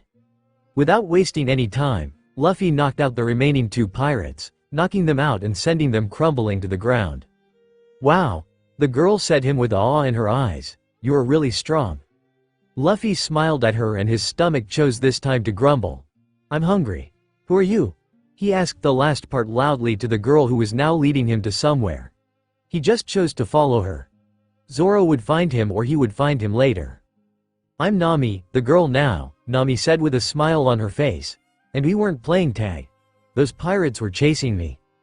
"Oh, I wanted to play." Luffy pouted. He wanted to play tag, but he didn't like them since they hurt his hat. "But why were they chasing you?" "Those guys were pirates. Their captain is Buggy the Clown. I just stole a map from them, and they want it back," Nami said as they walked down the alley to a house she had opened the lock of. "What kind of person is this Nami person?" the kid said in pure confusion, but she couldn't help herself from yelling at the boy aloud. "I'm Nami. The pirate is Buggy," she yelled and took a deep breath. She didn't want to harm a kid yet, and won't be doing anytime soon, but if the idiot continued sprouting nonsense, she wasn't sure she could control herself. "Buggy is a famous pirate who likes cannons. I assume you aren't from this town?" That got a nod from the kid. "The villagers of this town are in hiding. Buggy took over here." "Okay," Luffy answered. The name Buggy was striking a chord in his memory, but where have he heard it? Sabo hadn't told him about any pirate like that in East Blue. But he had heard it. Maybe from one of the stories of his mother. "So what's that hat?" Nami asked, pointing to his straw hat. "When you said they nearly damaged it you got so mad. Is it expensive?" Luffy held his hat from one hand and said, "This is my treasure." "Treasure?" Nami said, her eyes changing into berries when her eyes caught the shiny pearly bracelet with an ASL written in a seashell bracelet with a straw hat symbol on it. Her eyes flicked back to the hat. "Are there jewels in your hat too like those?" Luffy pouted at that and forced his left wrist in his pocket. Stupid Ace and Sabo giving expensive gifts. He thought, but he liked the thought behind the gift. Ace and Sabo had given him to not feel too far from his mom and not feel too lonely. His stomach growled as he held it, ignoring Nami's question. "I'm hungry." "Why don't I treat you to some food?" she asked with a smile, and even though Luffy felt her eyeing his treasures, he could tell she was genuine on the food part. "Really?" Luffy asked with a beaming smile, making Nami chuckle. She briefly wondered if this would be what Nijiko would feel if they had a normal childhood. "Yeah," she replied, walking ahead of the path in her thoughts. "Yosh!" he cheered, running to her. They walked down the street, and eventually stopped in front of a house. Nami got first, followed by Luffy, who made a beeline for the table and sat on the chair.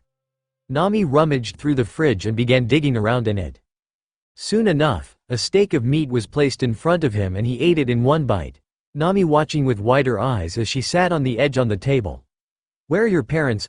Nami asked. She couldn't allow the boy to roam freely in a town where there are pirates. "Home," Luffy said, holding the glass of water which was given to him by Nami. "Why are you here then?" Nami asked the boy. Did the boy's parents leave him alone to fend for himself? "I got separated from my crew," Luffy said, folding his legs on the chair. "Well, that was shocking. The boy was traveling with a crew and his parents have let him. That was not a good sign."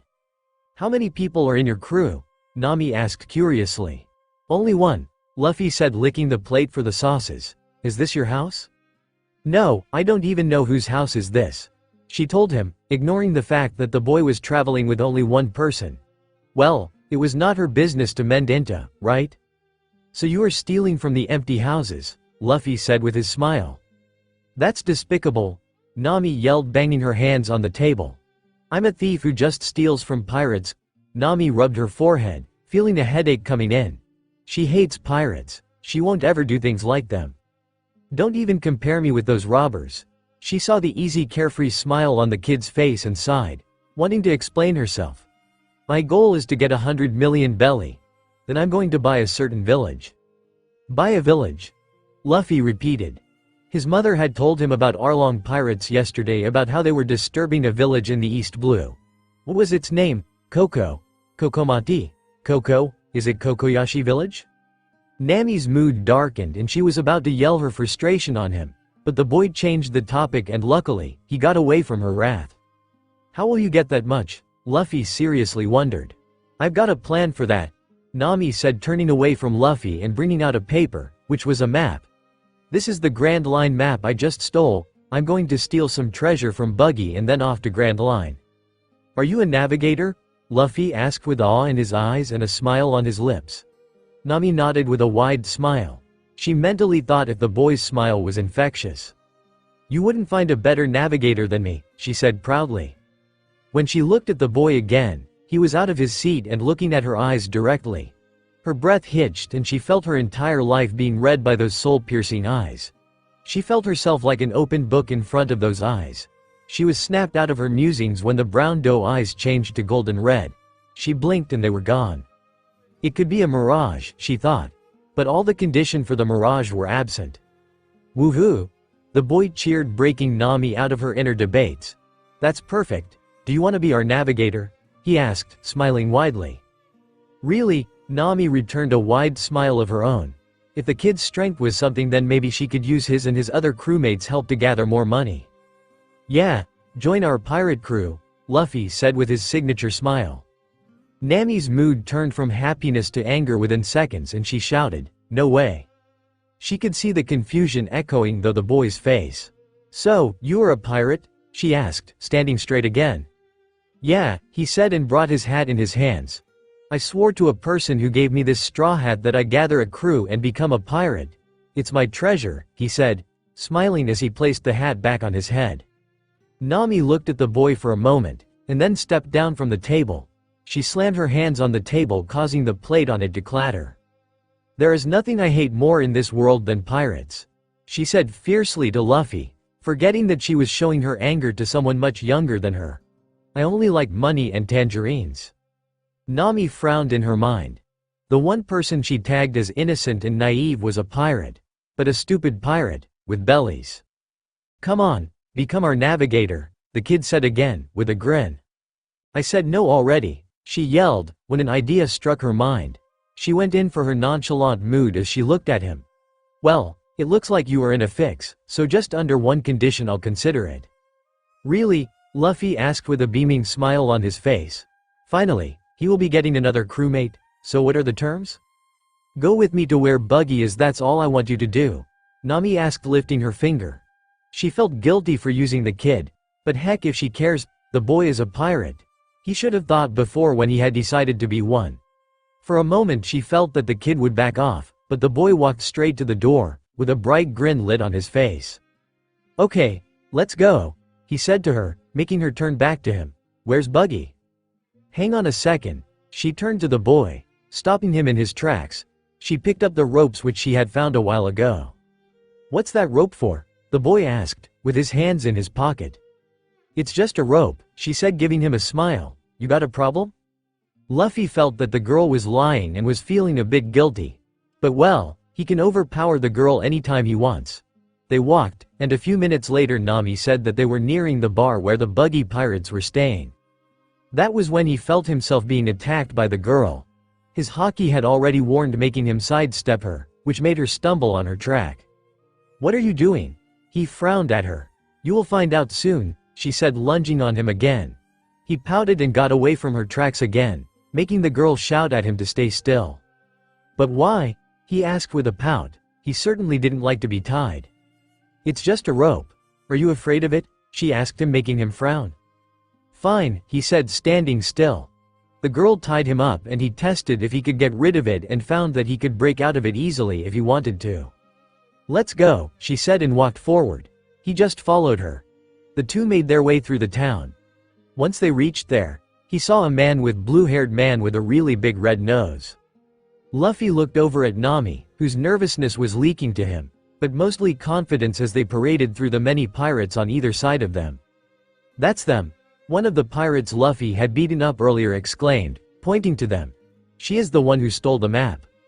Nami grinned and pushed him forward, even if she hesitated a bit. Unable to catch his footing, Luffy fell and landed on the ground. I captured the thief and brought him back, Captain Buggy the Clown, Nami said, making Luffy look at her. I'll return your map too, she said as she walked up to the man, holding the map in her hand. I appreciate it. But why the change of heart?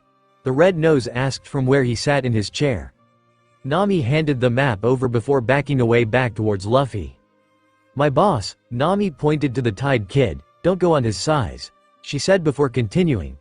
We had a fight. I'm fed up with him. Please let me join your crew, she said with a smile. Fed up, huh? Buggy laughed. You're a pretty amusing girl. Okay, I'll let you join as part of my crew. Immediately, Luffy was picked up by two nearby pirates and thrown into a cage. Luffy frowned at the new place, but well, he could break out of it easily, so no issue. He will let Nami play out whatever plan she had in her mind. After all, she will be their navigator. The stolen map of the Grand Line has been recovered, Buggy yelled. Furthermore, we have recruited a new crew member. Everything is going our way, the Blue Nose yelled. Now drink to your heart's content. Yahoo! The pirates cheered, raising their cups and drinking it. All the while, Nami was doing competition with the other pirates on drinking, showing her endless drinking capacity. Luffy was feeling hungry at the sight of all the unreachable food, when Nami crouched before him to stuff his face. He grinned as the spicy flavor of tender meat hit his tongue, making him feel good. You are a nice person, Luffy said with a grin. Nami returned his grin and said, don't worry, once my plans work smoothly, I can help you run away since I have nothing against you. Then open it now, Luffy said with a little pout. He wanted more food and was feeling hungry. Bawahahahaha. The Red Nose came over with a drink in his hand, which he recognized as the one Ace, Sabo and his dad would drink sometime and won't let him. Well, he really doesn't like it, so it doesn't matter. You have got yourself a pretty good follower there, thief boss. Buggy laughed maliciously. Seriously, how is the Red Nose a Roger pirate? What are you talking about? She is not my follower, he said looking at Buggy. Yes, I know what you mean. She betrayed you. After all, he drank a swig from the jar. Even though I got my map back, it's still a terrible crime to steal from this man here.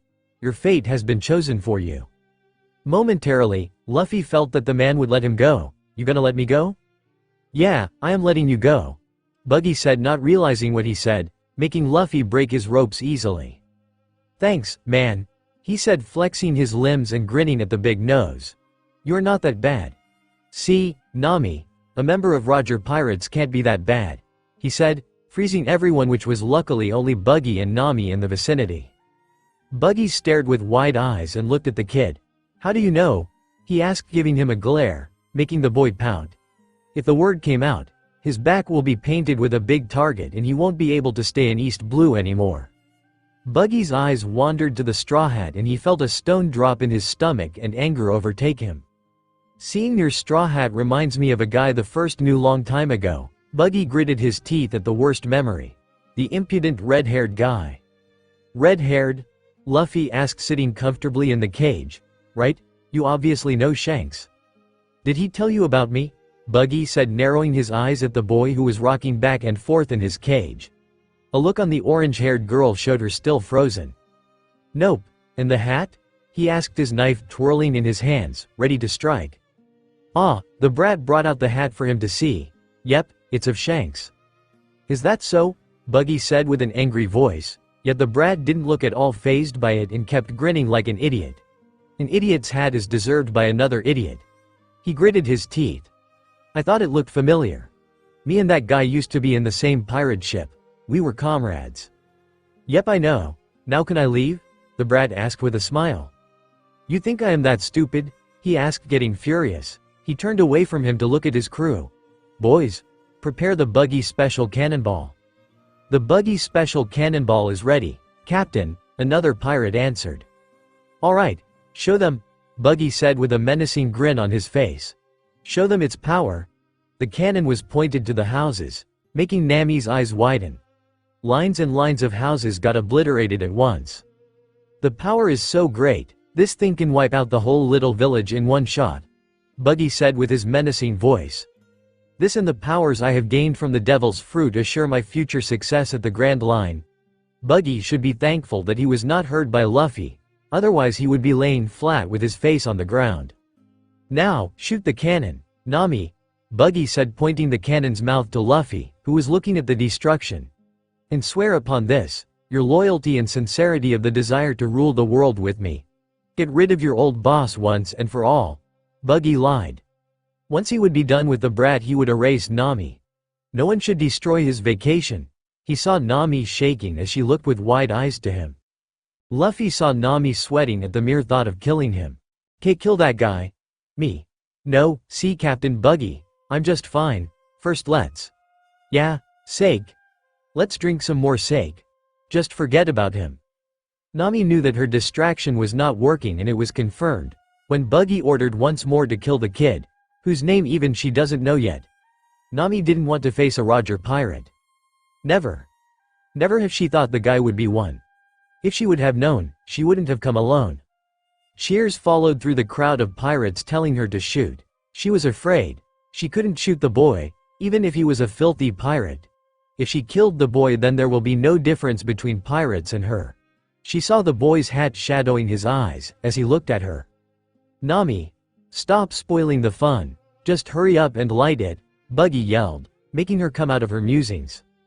Your hand is shaking, she heard the straw-hatted boy say. That's what you get for only being half prepared to mess with pirates. Prepared? Prepared to take a human life so easily? She asked, with beads of sweats rolling from his forehead. Is that what it takes to be a pirate? No, it's not, she heard the boy say. Don't wait around. The voices of the other pirates hit her, making her flinch. You gotta be prepared to risk your own life, she heard the kid say. Shoot, shoot, oi, new kid, stop wasting our time, don't you know how to light a fuse? A pirate took over lighting a matchstick and about to light the rope.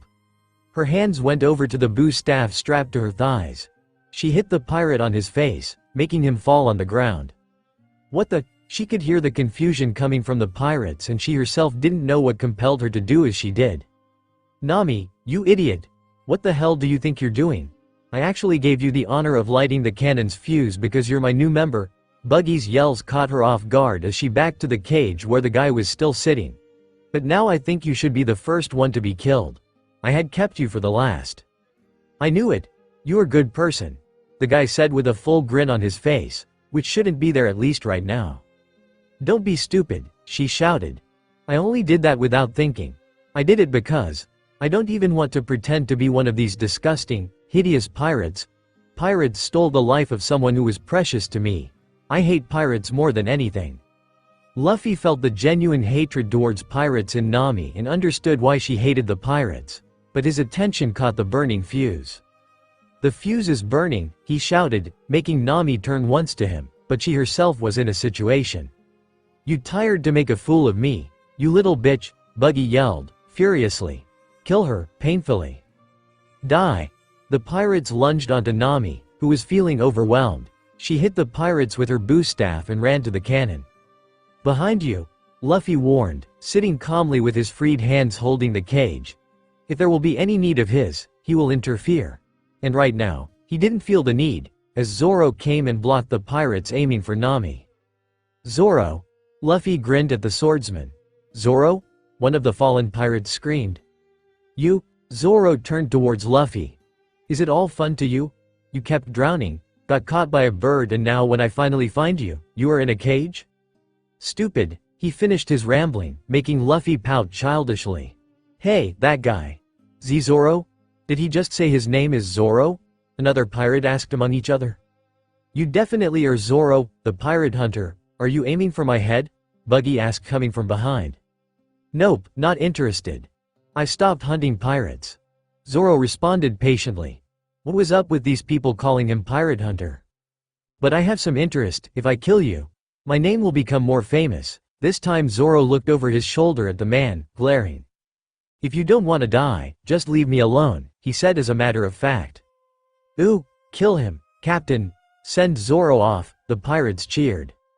If you don't show your true skills now, you will soon be dead, Buggy said as he began flipping a knife in one hand and held 4 others between the fingers of his other hand. Zoro sighed. Fine, if that's what you want, Zoro said, placing a sword in his mouth while Buggy removed the big orange cape he'd had draped over. A matter of seconds, Buggy began charging at Zoro, but the swordsman didn't move and took another stance. Die flashily. Buggy didn't even hit Zoro as the swordman sliced the pirate's limbs off, the pirates cheering as he did and Nami looking away. He died easily, he said, sheathing his katanas.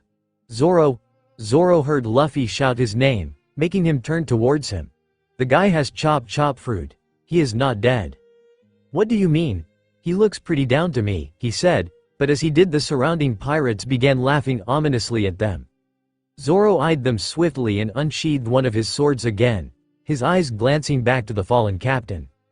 Zoro was about to ask what was so funny, when he saw Buggy began to move out of the corner of his eye, the man reassembling as if he hadn't been cut in the first place. One of the hands didn't reassemble though and instead shot right at him. Thanks to Luffy's warnings and his own reflexes, he blocked the attack with his unsheathed sword. His arm, Nami said in shock, hands to her mouth and pale as she watched the disembodied arm fly back to Buggy and replace itself. As the kid over there said, "I'm a splitting person who can't be cut," Buggy exclaimed, the pirates cheering again at his words while Buggy laughed. He stuck his body back together. "I thought the devil fruits was just a myth," Nami said in shock. "Attacking from behind is unfair.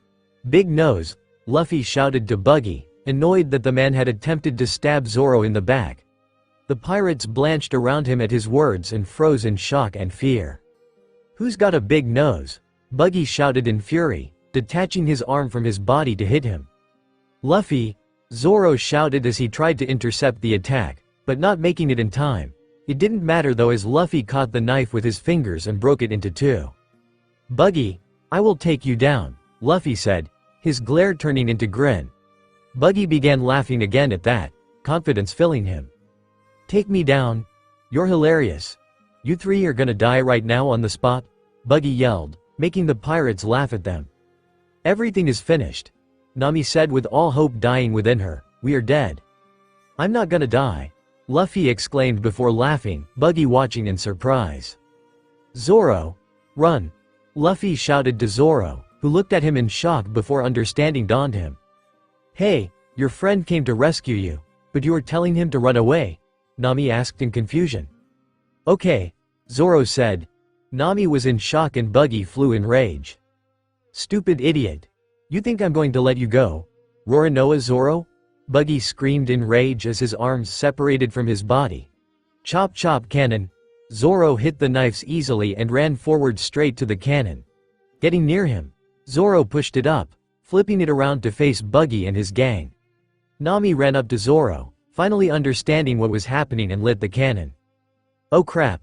The cannons pointed this way," the pirates shrieked running hayway. Wait, Buggy shouted. "There's still a special Buggy ball in there, Nami, I thought you were on our side." The cannon fired, spreading smoke everywhere and giving Zoro, Luffy and Nami a perfect chance to escape the situation.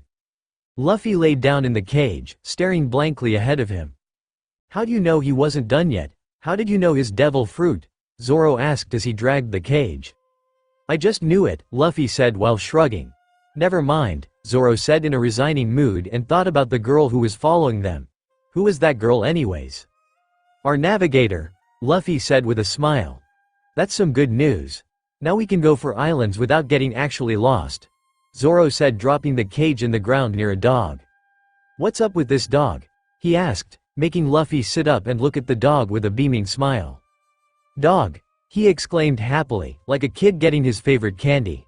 He moved the cage by himself to the dog, rocking it back and forth. He poked at the dog curiously, making the dog bite him. "Stupid dog. Leave my hand. Woof, woof," and the two started fighting. "You idiot, do you even know the seriousness of the situation here?" Zoro yelled at Luffy, who stopped fighting with the dog and lay down again. "Stupid dog," he huffed, making Zoro chuckle. "You two, what on earth are you guys doing?" Nami said, approaching the reckless idiots lying on the open, inviting Buggy's men to come over to attack them. "If you just lie around here in the middle of the street, Buggy will definitely find you." "Hey, Nami," Luffy grinned at her. "I just came to repay my debt to you, because you saved my life back there," Nami said, tossing the key to the ground. The key? Luffy said with his signature grin. You stole the cage key? Yeah, even if I think so myself, it was really a dumb thing to do. Because of that I couldn't steal any of the treasures, Nami said with a sigh. Zoro smiled and Luffy went to grab the key. But right as he was about to pick it up, the dog ate it. Nami's sweat dropped, Zoro frowned and Luffy became furious. Stupid dog. You ate the key, Luffy said angrily, shaking the dog, before leaving it. Fine, he grumbled as he flexed his fingers. Fine? Zoro and Nami asked, looking at him. I'll just break the cage, Luffy said with a shrug as if it were obvious. He placed his hands on the two adjacent bars and stretched them wide, giving him enough space to crawl out of it. What the hell? Nami shrieked in surprise, not having expected it at all. Now that she thinks, the kid had broke out of her ropes too. You could do this the whole time, you jerk? Zoro asked, having half the mind to beat his captain right there. He had carried the cage around the whole town for his idiot captain to break out of it easily. She. Yup. Luffy gave his signature D grin as he stood tall, but he was even shorter than Nami. He pouted. Hey, you people. A new voice shouted, saving Luffy from the ominous doom which had hung on his head. Who are you, mister? Zoro asked. I'm the town's mayor, Boodle, the mayor asked as he walked up to them. He looked at the cage, and took in the sight of the kids standing before them. One of them was trying to play with Shushu, but the little dog wasn't even moving. Why is the dog just sitting here? Zoro asked, eyeing at the dog on whom the mayor's eyes were. It's guarding the shop, the mayor stated, and started telling them the story of Shushu's previous owner and how he'd owned the pet food shop behind them. He told them of his theory on why Shushu still stayed, how the shop had been his previous master's treasure, and by the end of it he was sitting beside Zoro, smoking his pipe while Luffy watched Shushu with a small smile. When the mayor was about to say more, a roar shook the town, making them all turn towards the sound. What is it, that roaring noise? Nami shrieked in fear. That is that guy. The beast trainer Moji, he shouted, freaking out behind Nami. What do you mean by it? Nami asked, turning to the mayor. But the mayor was already running away from the place. Wait. Hold on. She shouted at him, but the man was already behind one of the houses, running into the alleys. Nami turned to the two monsters in front of her and contemplated her options. Pirate Hunter, Zoro has to be stronger to protect them as he had done. If she goes with the mayor, she wasn't sure that she would be safe from the other pirates. Another rumble shook the ground, making her legs tremble. She shuffled closer to Zoro and Luffy, who were both looking towards the source of the sound. Someone is coming, Zoro said, unsheathing one of his sword. Nami hid behind him while Luffy gave a huge grin as a large lion came out from the corner, a man riding on top of it. Can I eat him? Luffy asked, already drooling, pointing at the lion, who luckily didn't notice Luffy. You idiot! Nami shrieked at Luffy, who was acting like a dummy. Don't agitate him. The lion rider ignored the scrawny teen and looked at the brats in front of him. I am Beast Tamer Moji. A member of the Buggo, bring you back to Captain Buggy, he said, remembering he hadn't asked the brat's name. What's your name? I'm Monkey D. Luffy. The teen responded, looking at his Richie, all the way drooling. I'm here to bring you to my captain, Monkey D. Luffy, along with your friends Pirate Hunter Zoro and the thief Nami. The man boasted, sighting tall on his lion. What's the weird hood you are wearing? Luffy asked, removing his eyes from the lion to the weird man. You idiot! Watch what you are saying. This is my hair, Moji shouted angrily, pointing to his hair. Nami hid behind Zoro safely and Zoro held onto the hilts of his swords, ready to pull them anytime. That's even weirder, Luffy said, his swordsman nodding in agreement. Nami was reconsidering on her choices. They will get killed if the boys kept on agitating the pirate, and it would be them who would be the food of the lion, not opposite. Shut up, he shouted. You don't know how scary I am. I'm telling you, there is no animal in this world that won't obey me. That's so cool, Luffy said with his eyes shining, wanting to see it. Zoro and Nami turned to see the boy, not believing that should be said right now. Moji, getting a proud smirk on his face, pointed to the dog. That includes that dog over there, Moji told them as he got off his lion, walking up to a still Shushu and crouching in front of him. Shake, he told the dog, holding his hand out expectantly. Everyone watched, expecting the dog to do as such, but it instead bit Moji's hand, the man freaking out and shaking it in an attempt to get Shushu off. "Ah, I wanted to see that," Luffy said with a pout. He was lying. "Don't say that, idiot," his two new crew members shouted at him. Once Shushu let go, Moji recomposed himself, standing tall again, ignoring the comments of the brats. "You are just a nameless thief," he said to Luffy. Then his attention turned to Zoro, who was standing proud and hiding the orange-haired thief who betrayed them. "Come with me, otherwise I will have to kill you three here." "Nope. Not coming right now," Luffy said, picking his nose and flicking the booger to the lion and his rider. "Nami, do you have any more food?" he asked nonchalantly, ignoring the enemies. "And booze," Zoro added. "We are going to die," Nami said with wide eyes, seeing the rider, Moji, getting pissed off.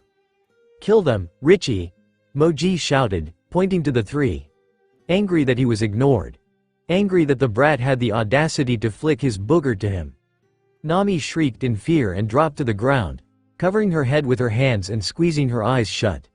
Zoro unsheathed his swords, ready to fight the giant lion. But what the beast tamer was not expecting that Luffy was unpredictable. The lion whimpered with his one look over the kid, which his master had ordered him to kill.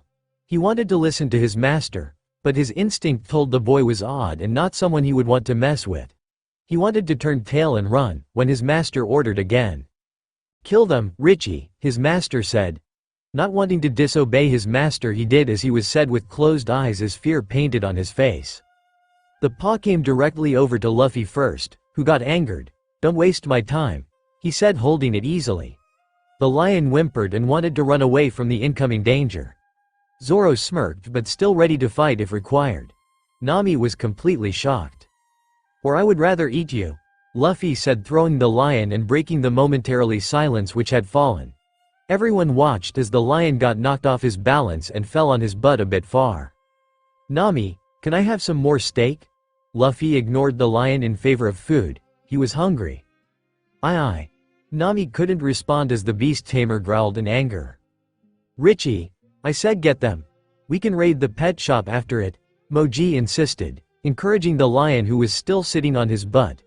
With a roar, the lion dashed forward again, and Luffy turned towards it. He was pissed off at. Even Shushu was looking angry and growling. "What the?"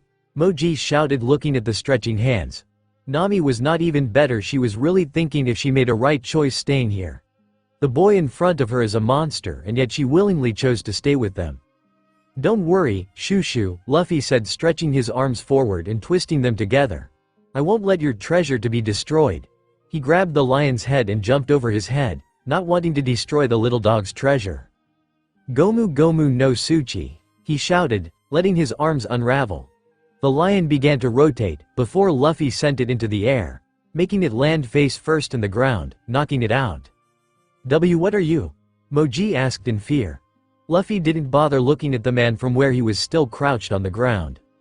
"I'm a rubber man," he said to him while Nami stared in awe at the straw-hatted teen's strength, shakily standing up. "A devil fruit?" Moji yelled. "Just like Captain Buggy?" Luffy plopped his hat on his head and glared at him, making the man freeze. He took a deep breath as he realized that he can't stop everyone calling the fruits as devil fruits. "I am sorry. Please forgive me, I'm sorry," the man shouted, jumping away from Luffy and holding his hands up in surrender. "You don't need to anymore," he said, shadowing his eyes. "You're going to take that dog's treasure. That's why I am gonna kick your ass," Luffy said, turning to face Moji and lifting his hat to show his anger-filled eyes. Nami flinched at those eyes, while Zoro put away his swords instantly, seeing that there was no threat now. The man began to run away, but it was of no use. Luffy stretched his arm, grabbing the man's throat. "Eek!" The man let out a squeak. Luffy pulled him towards him. Once close enough, Luffy used his other fist to punch the man, knocking him out as well and leaving him on the ground. He walked to his friends, and saw Nami coming out from behind Zoro and start to yelling about pirates. Zoro raised an eyebrow at her angry look but didn't make a move. He was waiting for Luffy to say something, but the guy ignored Nami. "Pirates are all the same, every last one, regardless of their age. They take what people hold dear without a second thought," she shouted, standing in front of Luffy and not allowing him to take a step further. Nami hated pirates, and seeing one of them trying to take away Shushu's treasure was a salt sprinkled to her own wounds. "I'll kill you here and now, before you get the chance to gather crewmates and attack towns like this one," she shouted, and was about to throw a punch to Luffy, when the boy just dodged with a little laugh. "As if you could beat me," he poked his tongue out, making the orange-haired more angry and charge him with her baton. Luffy turned his back to her, allowing her to try, and kept dodging the attacks simultaneously. He went to Shushu, when Nami raised her hands to punch him again, but he dodged it easily again.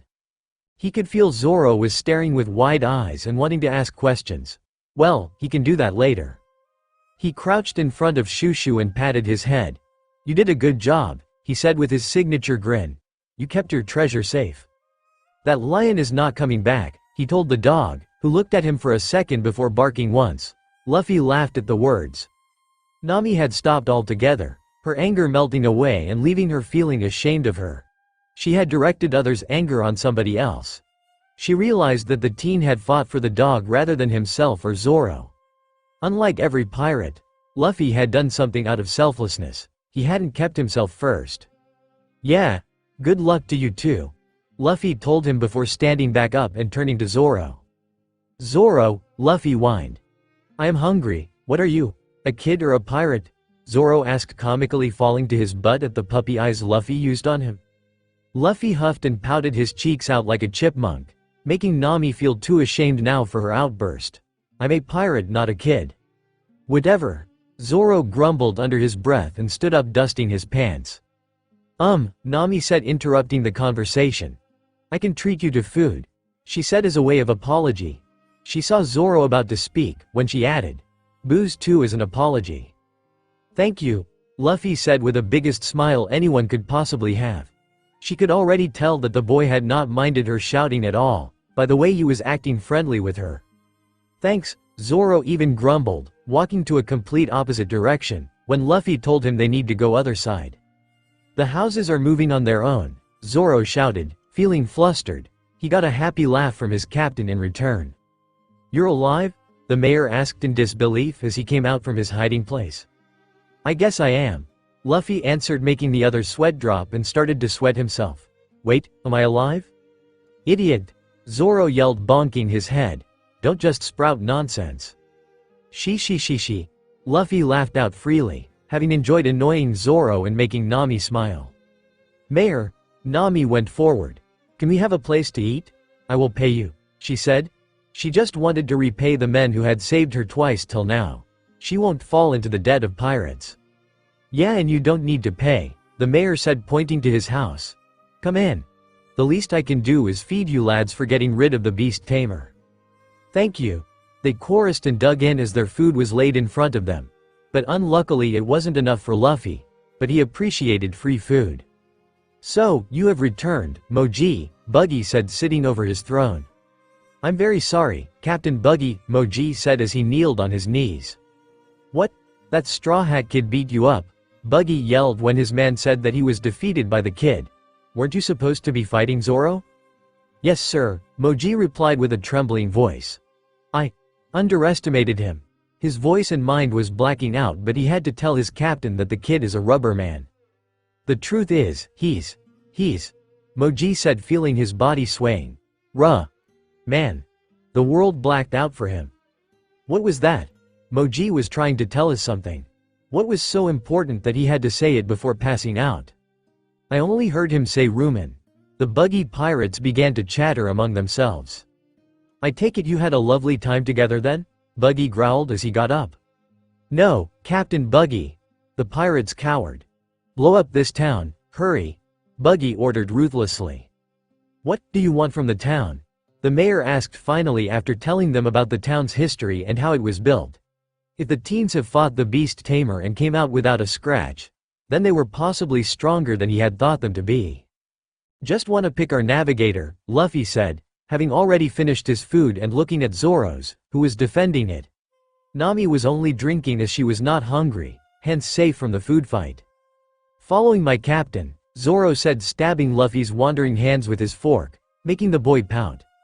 That was a new information for the mayor and Nami. They had thought that the pirate hunter was the captain and not the other way around. Need to get the Grand Line map, Nami said, taking another sip from her black tea. Oh, Nami saw Luffy plant his fist on his other palm. Her eyes directly went to the bracelets. Before Luffy could say, a large bang sounded and Luffy was out of his seat and shielding them with his own body. Zoro worked efficiently in making the mayor and Nami get out of the house.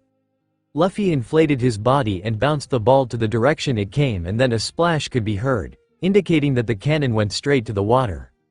The explosion knocked out lines of houses, last of them being the mayor's house.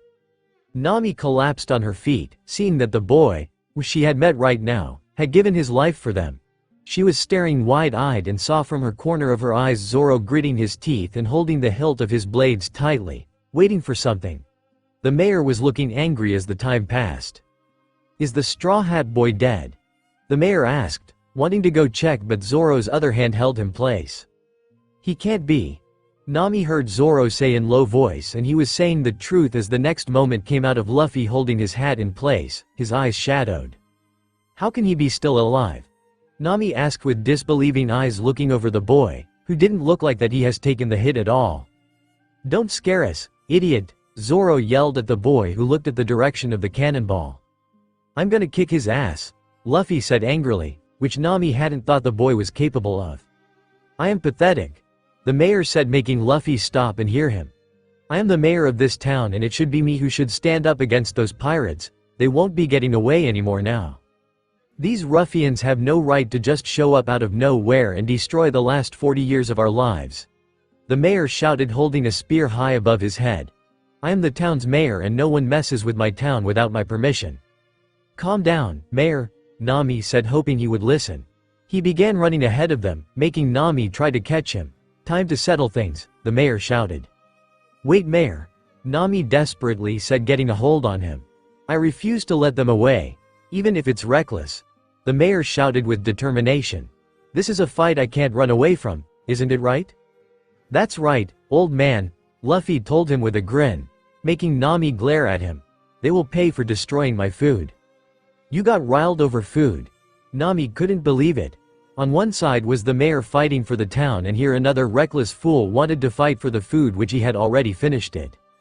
You can't fight Buggy, you will die if you do. Nami tried to reason with the mayor and Luffy once more. I'm coming for you, Buggy the clown, the mayor said, running off without hindrance as Nami let him go, seeing the tears in the mayor's face. The mayor was crying, Nami whispered softly. Really? I didn't see, Luffy said, walking ahead. Things are starting to get exciting, Zoro said, placing a hand on his hip, his other hand resting on his swords.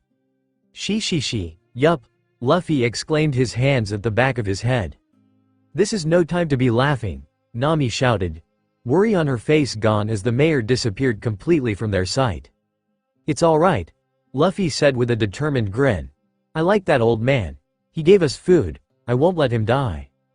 In that case, Zoro said, walking towards where the mayor had run off to and Luffy was walking to. You're gonna go too? She asked incredulously, running after them. I can't let them get away with thinking I'm someone who runs from a fight, Zoro told her, tying his bandana to his head. We're going to the Grand Line and you need something from them, Luffy said as he stepped up beside Zoro. Map and treasure, Nami said, looking at him and thinking if Luffy could beat Buggy or not. The boy looked weak and scrawny, but him having already defeated Buggy's some of the crew members, made Nami question if he can or cannot. Join my crew, Nami, he told her as he held a hand out to her.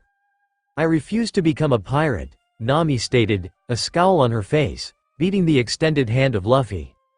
Call it an alliance instead, we're both working towards our individual goals. You can't do anything to the village.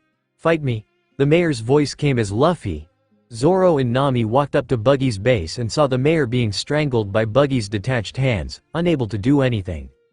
Fire! Buggy shouted, ordering those at the cannon. Before they could do so, Luffy grabbed Buggy's hands and detached them and squeezed it tightly with his own hands. Straw Hat! Buggy shrieked, feeling his detached hands going limp with each passing second. I've kept my promise, Luffy said with a feral grin. I've come to beat you. He crushed the hand, making the pirate scream in pain. Listen, I don't care whether you fight or not, you guys do as you wish. I'm just here for the map and the treasure, Nami stated, making it clear that she won't be fighting. Yeah, I know, Luffy replied, releasing Buggy's detached hand. The mayor finally stood up and his cough stopped. All of you, what did you come back for? You three just stay out of this. This is my war. He stood up and held his weapon high, a fierce look on his face. I'm the one who must protect this village, don't interfere. Before the man could run off, he was slammed to the ground, knocked out in an instant. Nami yelled in shock, sweating against the rough treatment while Zoro didn't even blink an eye. What the hell? Why did you attack the mayor? Nami shouted behind Luffy in anger. She was starting to feel that the kid was like all the pirates all again. 'Cause he would get in the way, he replied simply, dusting his hands. That was smart. If he would have run around recklessly, he would be dead. Zoro said, backing his captain, but it didn't help Nami at all. Don't be crazy, Nami shouted, not wanting to listen to the excuse. There were other ways you could have done it. Luffy knew she was right. He could have knocked out the mayor, but that would mean breaking his promise, so he didn't do. He ignored the rest of Nami's speech and walked forward. He took a deep breath before shouting, "Hey you, huge, red, ugly, big nose," he loudly shouted. The buggy pirates started crying at the back while Nami was freaking at the words.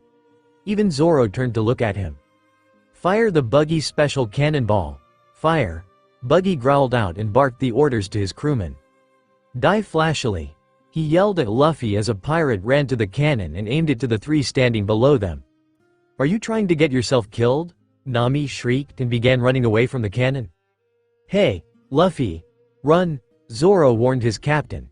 He could be lucky once, but not twice. The cannonball was coming to Luffy and his captain was not at all moving but grinning. Do you think just because of a cannonball I'll move a single inch? Luffy asked with a huge grin on his face. Just as he said, the buggy cannonball reached him. He caught it easily with his right arm, whose fingers stretched to encompass the whole cannonball. I wanted to try this, Luffy said, grinning. He had heard from his dad about Gigi throwing cannonballs with his hands and it was the perfect time for him to try it. Gomo Gomo no. The pirates watched with their jaws wide open. Don't tell me the buggy ball. Buggy started speaking, perfectly knowing the throw from his memory. If this brat could do anything like that, then they were doomed. Throw! Luffy shouted as he flashed his signature grin before throwing the ball back to them at a faster pace.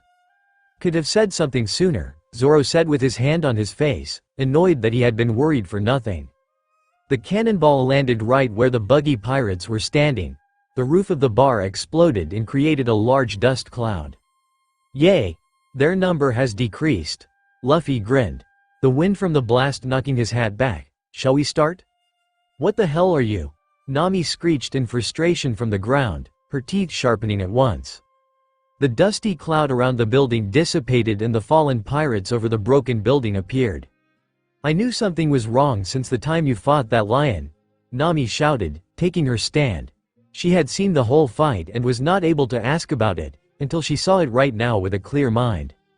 No human can do that. Explain yourself, she demanded, making Luffy look at her with his innocent doe eyes. But Nami wasn't going to fall for it. How the hell did you do that? Gomu Gomu no throw, Luffy said proudly, puffing out his chest and smiling to her. I'm not asking for the name, Nami yelled, her teeth sharp again in irritation. Ha ha ha ha. Their attention was snapped to the pirate who stood up, which was none other than Buggy, who had used his own men as human shields using his detached hands. You're chatting around making a lot of noise like you're not scared, Buggy said lowly, looking at the ground as his hat shadowed his eyes, making him look scary. Using his own crew as shield, Nami said in disgust, as beads of sweat rolled from her forehead. Damn it. I was unconscious, a pirate said, getting on his feet and looking at the mess. He had been unconscious before the whole ordeal. Moji, so you were still alive, the other survivor who had held the lion for his shield said, turning to his comrade. Kabaji, you, Moji growled, seeing the abuse of his lion, Richie. What the heck did you do to Richie? Ah, this kitten? Kabaji dropped the lion on the rubbles. I used him to not let my clothes get dirty. Moji got up to the coughing lion and checked him before glaring at Kabaji. You bastard, he growled. A look past the man's shoulder made him spot the Straw Hat Kid. EHHH, the STRAWHAT kid. Luffy waved him in a small greeting. Captain Buggy, be careful of that kid. That kid has a devil fruit power. He is a rubber man, he said, fearfully glancing at the kid, who so dearly wanted to pound him to the ground. Rubber man? Nami asked Luffy, to which Luffy responded by pulling both of his cheeks in opposite direction. Devil's fruit. Buggy said to himself rather than anyone. That explains the stretching of his fingers but does not about the flashy strength. But Moji, if you knew that already, Buggy said, one of his hands already detaching from his body and grabbing Moji's throat. Why the heck didn't you tell me that earlier? He threw Moji in the air towards the trio. But I did. Moji screamed as he flew, not wanting to run into Luffy. Ah! He screamed as the Straw Hat Kid reared his leg back ready to kick him away. His leg hit him square on his face, making him tumble to the orange-haired thief, who dodged him. The fight has begun, Luffy said with a grin. I, Kabaji the Acrobat, Chief of Staff of the Buggy Pirate Fleet, will avenge the pain you have caused to our fleet. The pirate shouted, aiming his sword for Luffy, only to be intercepted by Zoro, who blocked the sword with his own. Luffy grinned and had a look of awe as he watched Zoro push the acrobat away. I'll be your opponent, Zoro said, smiling at the chance of finally getting a fight of his own. It's an honor, Roronoa Zoro, Kabaji said, twirling his sword and riding on his unicycle, confidently. As a swordsman I get to slay you. To anyone that calls himself a swordman, I won't allow myself to lose even once to him, Zoro said with a glare, and the fight between two swordsmen started. Kabaji started off by breathing fire in Zoro's face and kicking him once the man was stunned. Go Zoro! Luffy cheered, jumping in his place and watching the two fight. Hey! Nami said, placing her hand on her hips and getting Luffy's attention, breaking him out of cheering for Zoro. Behind the destroyed pub there's a warehouse. Their treasure is there and the Grand Line map is probably still with Buggy. You win or lose, it doesn't matter to me. She pointed her finger at him. But if you manage to get the map, then let's work together, she said, taking off to an alley before wishing him luck. Okay. Thanks, Luffy called back and focused on the fight again, where the opposing swordman was spinning tops on his palms, which turned out to 100 tops. The man was cycling up into the air, making him gape in awe. But his attention snapped at the cheap trick Buggy used to stab Zoro in his back. Kabaji. I'll hold him, so finish Zoro. The disembodied hand came flying towards Zoro. Yes, Captain, the acrobat said, holding his sword in downward motion to stab Zoro. Direct's detached hand could even make to Zoro. Luffy stepped on it, making the clown scream in pain. Luffy, Zoro said, realizing what his captain had done for him. Don't interfere with Zoro's fight, Luffy said with a murderous smile which he had learned from Ace. Why, you asshole? Buggy shouted as Luffy continued to grind the detached hand into the ground with his leg. The two continued to stare at each other while Zoro and Kabaji started their fight again. Zoro was getting pissed off with the no-name swordman and decided to finish off the fight soon. You are pissing me off, Zoro glared at the swordman, crossing his swords in the practiced motion as he readied for the final attack. Onigiri. Zoro's blade carved the other swordman's chest, spilling his blood over the ground. The swordsman fell to the ground from his unicycle with Zoro coming out without a single scratch. Kabaji. Buggy shouted in surprise, not having expected his swordsman to lose. Nice Zoro, Luffy said, leaving Buggy's hand to look at Zoro with a grin. Thanks, Captain, Zoro replied back, sheathing his swords as he turned to look at Luffy and Buggy. Damn it! The world's best pirate at the likes of a thief, Buggy said through his gritted teeth with irritation. Not a thief, but a pirate, Zoro said, keeping his hand on his sword to fight if his captain orders. I'll now finish this off, Luffy told him, holding his bicep in his hand, grinning widely at Buggy, who was just realizing that he was the only one standing conscious. You mean you guys are pirates? Buggy asked, his glare on his face back. Yeah, Luffy confirmed. Hand over the Grand Line map, otherwise Nami won't join me. That place isn't exactly somewhere nameless pirates like yourself can go as they please, Buggy stated, making Luffy frown. He had grown up in the New World. Buggy had no right to say that. What are you planning to do there? Go have a sightseeing tour? I'm gonna become the king of pirates, Luffy shouted with his hands in the air, making the pirate comically tilt his head to the other side at his confidence, before getting riled up again. Don't kid around, you idiotic fool. You becoming the pirate king? Then I'm a god. Buggy yelled in retortion. The person who'll get his hands on all the treasure in the world will be me. Don't even dream about it. You are annoying, Luffy said, cleaning his ear. Let's start with it already. Don't dare you say that, he screamed, his teeth growing sharp edges. You've annoyed me so far too much. I doubt rubber can bounce back from blades, he said, kicking his shoe and revealing a knife that stuck out of the front. Nope, I can't, Luffy confirmed without a thought. Idiot, don't tell him that, Zoro shouted from where he was leaned against the wall, watching the fight. Luffy blinked, absently not realizing why he shouldn't. Bara bara windmill. Buggy shouted before jumping in the air, legs detaching and spinning like a wheel as they came right towards Luffy, with knives sticking out from the shoes. As the leg neared him, Luffy jumped over them unharmed. Moving here and there in the air is most likely impossible. Buggy asked from where he stood floating without his legs, holding his knives and throwing them to Luffy, who was still in air. Why not? Luffy said with a grin as he stretched his limb to catch the pole and moving away from the path of the knives. He was having fun with this fight, especially when there was no emergency to leave. Oh ho! Buggy praised. How interesting, you're an interesting person too, Luffy said back with smile, readying for another attack.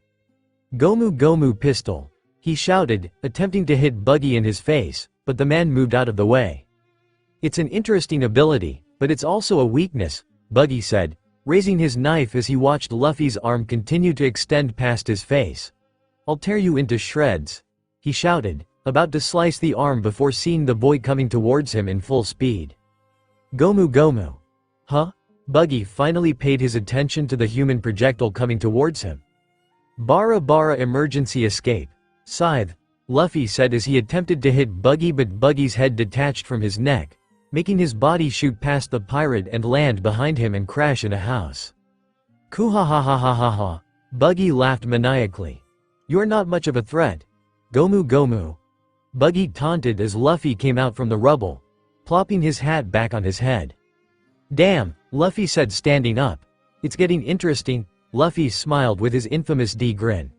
He had rarely fought to fruit users, because Ace and Sabo hadn't let him to do much cause of how protective they're for him. But this is his fight right now and he will be fighting it and will win. Bara bara cannon, Buggy called, shooting his left hand off his arm to him with knives on it.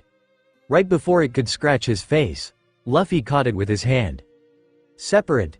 His haki warned him the instant Buggy separated his detached hand further. But he couldn't move enough, before the knives cut his face. Luffy instantly used his bangs to cover the blood trail which followed the cut, remembering his promise to his dad. Lu, I want you to listen to this carefully, Dragon said in a clear voice, which meant no nonsense. Luffy straightened up and paid all his attention to his dad, at least as much as he could. You can't show your wounds to anyone, except Eva and your mom, his dad said, confusing him further.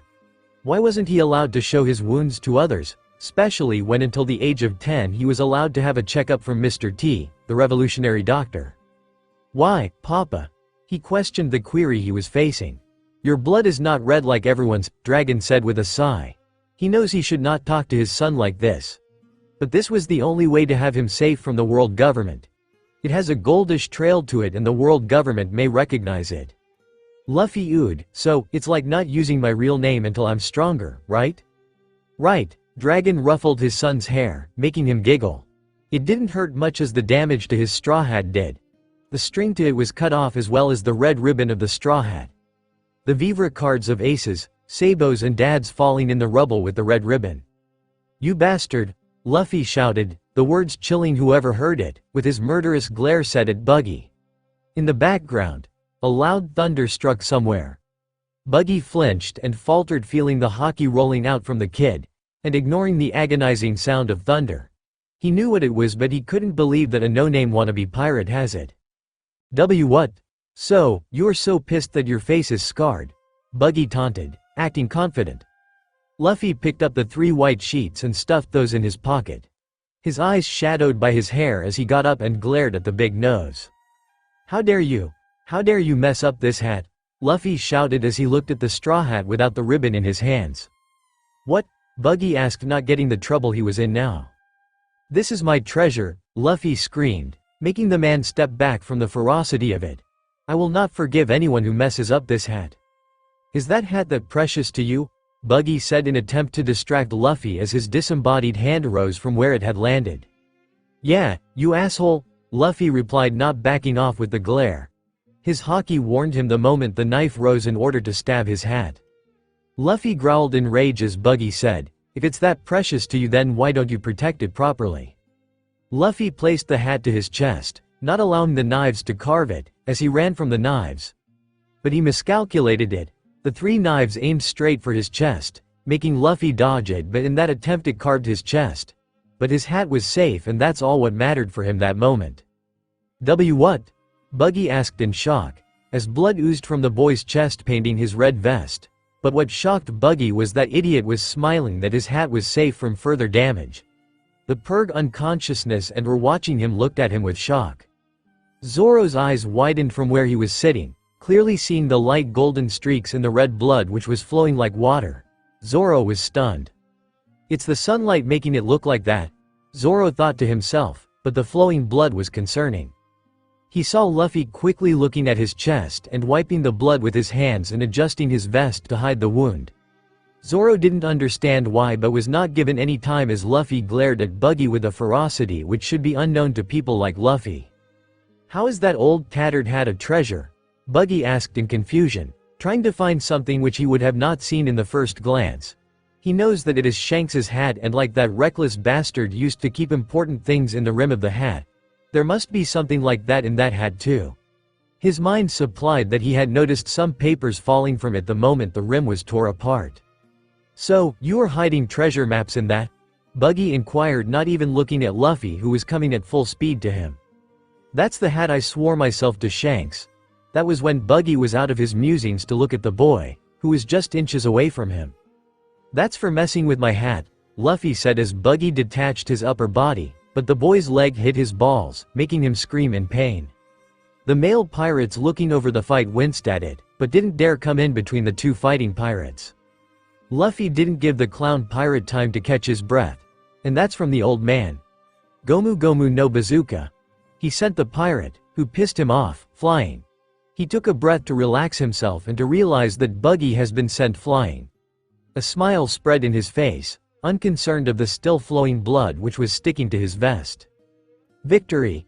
Luffy cheered, his mood changing in the split second, as he ran to Zoro with his hands in the air. The swordsman got up from his place and carried the torn hat and its ribbon with him to Luffy. It was Luffy's first enemy fight without his brothers or anyone in the Revolutionary Army. He was way too happy to not even mind the blood which was still flowing. He better get it fixed though, but that could be done later, he thought. His eyes caught the torn side of his hat in Zoro's hand, making his smile dim. His swordsman handed it to him, making him bite his lips. It was the first time that his hat got even a scratch on it. He wonders what Shanks will say. With a heavy heart, he plopped the hat on his head, covering his eyes to not show the sadness in it. I can fix that for you, Nami said softly as she approached the pirate. She felt bad after seeing his sad face.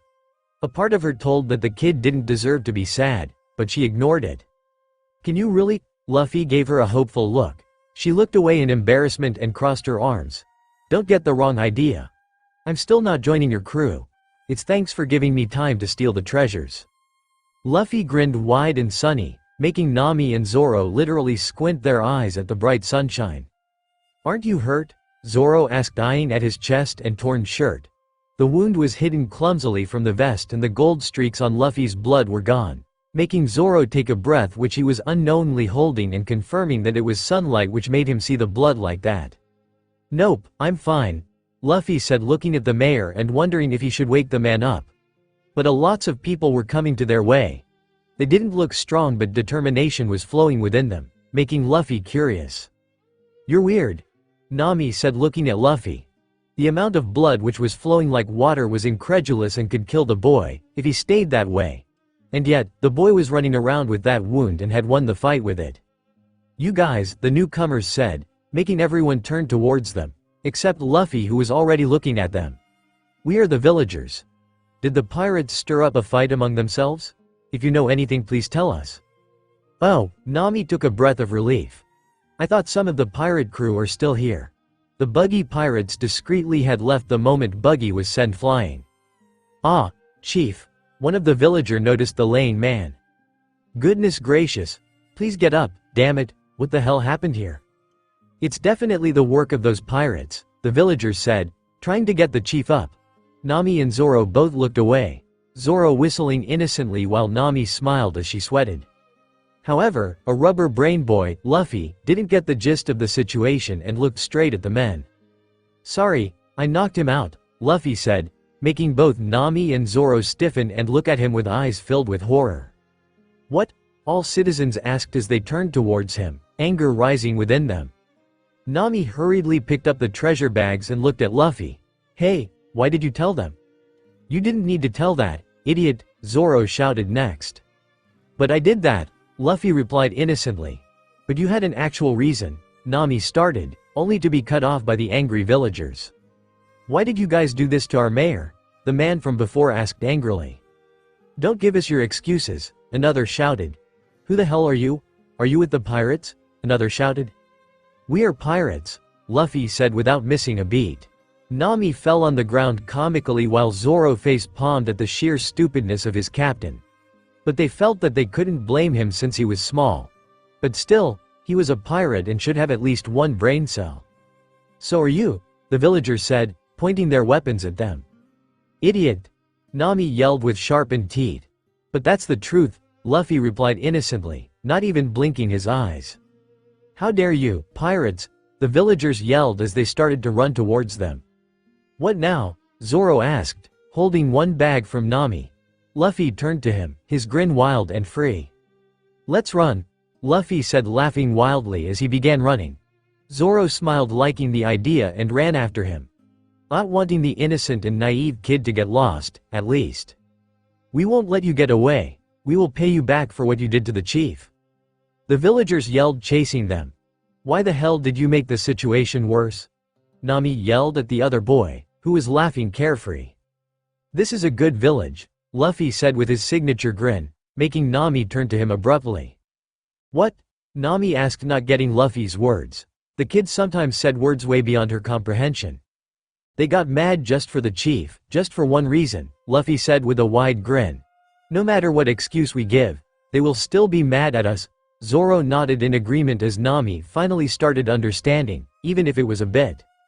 They took a sharp turn to the alley, only to meet Shushu, who woofed at them happily once. "Take care, Shushu," Luffy said, looking back and waving to the dog. "Woof!" Shushu barked, stopping the villagers in their tracks next.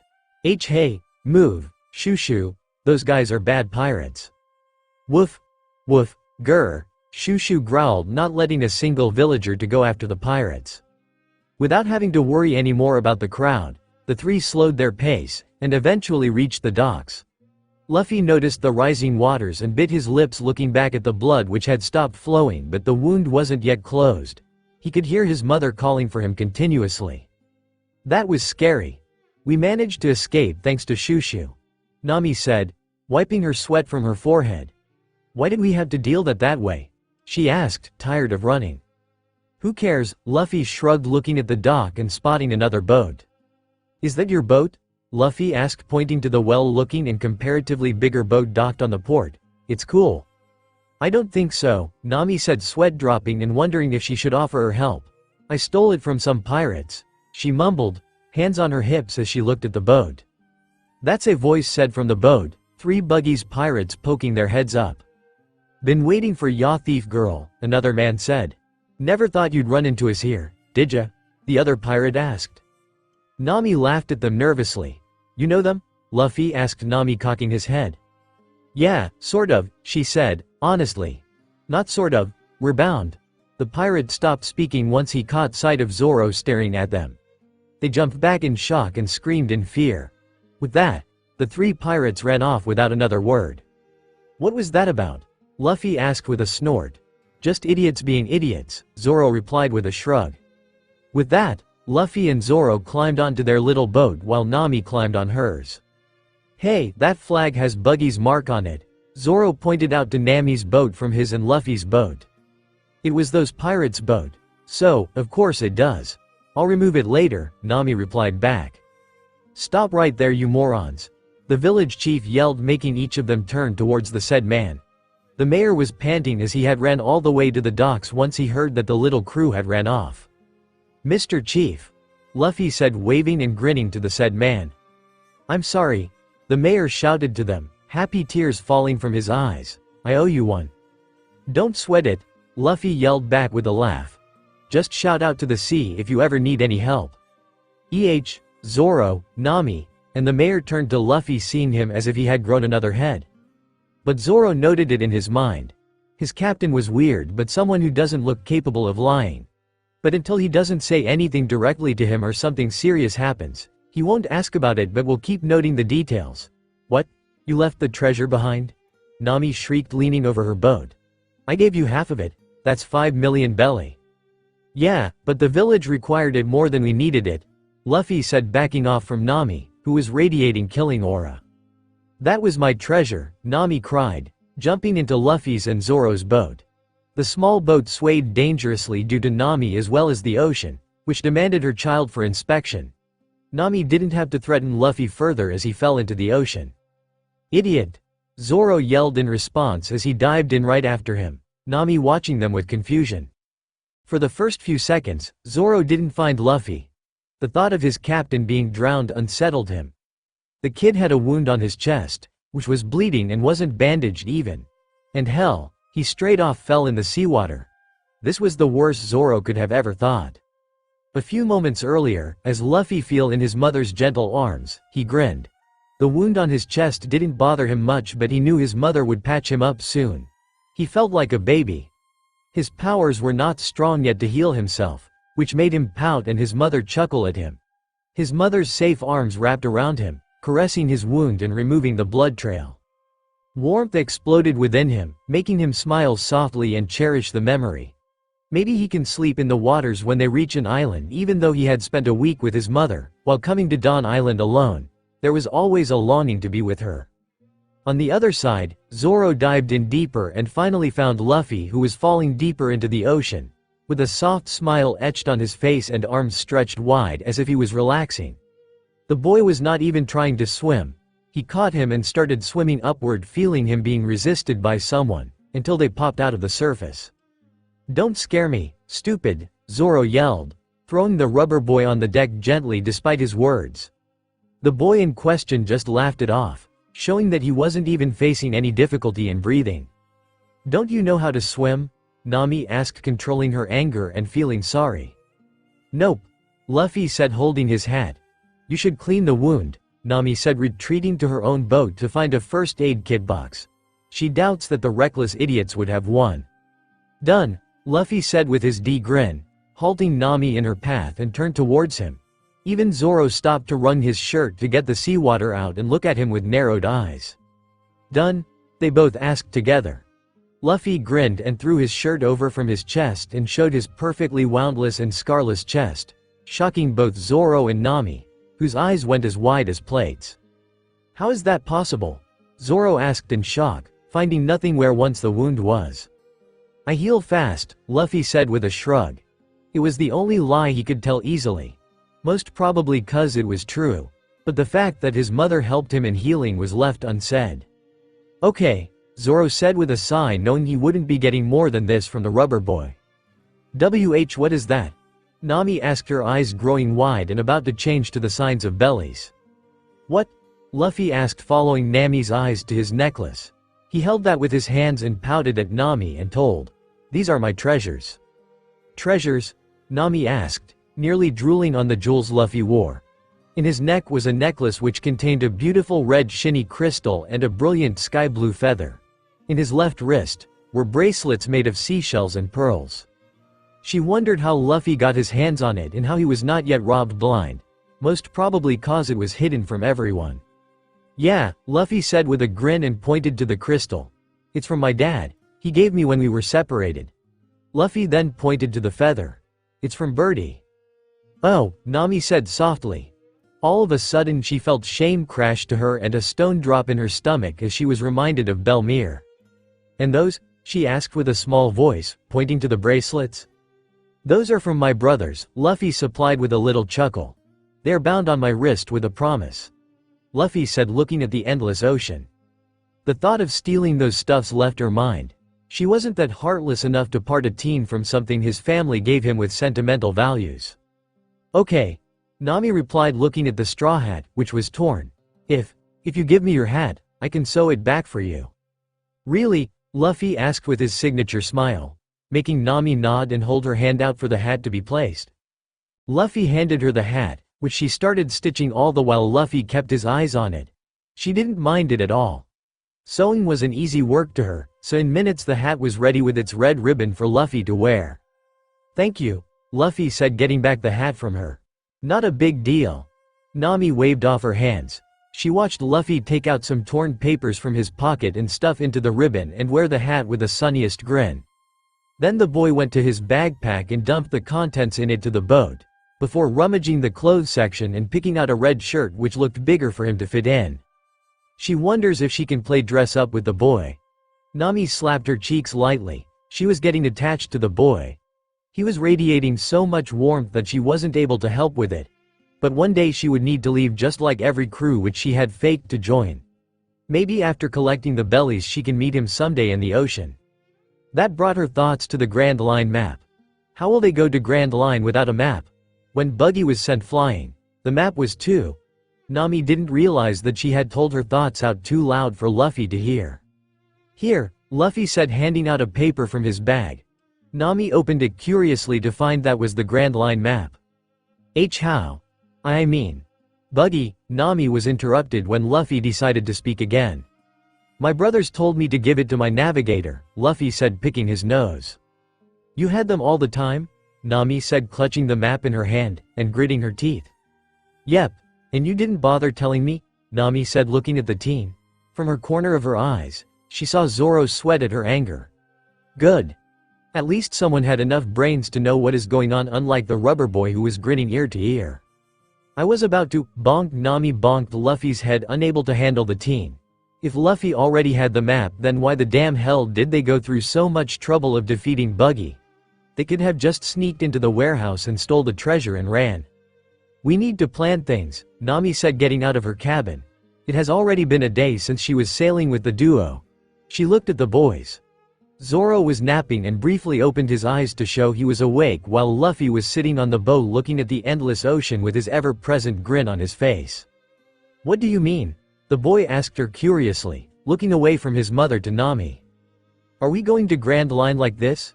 Nami questioned as she looked at the only two ships, which barely had any food left due to the monstrous appetite of Luffy. It still amazed her. The kid could eat a lot, and by lot she really meant a lot. We need more meat, Luffy replied with a large smile. And booze, Zoro added his thoughts in the so-called planning. Nami face palmed. She was really contemplating whether Luffy was ready to start his journey. The boy was hardly 14, she believed. If he doesn't get a decent crew to follow him, then he will die in the Grand Line.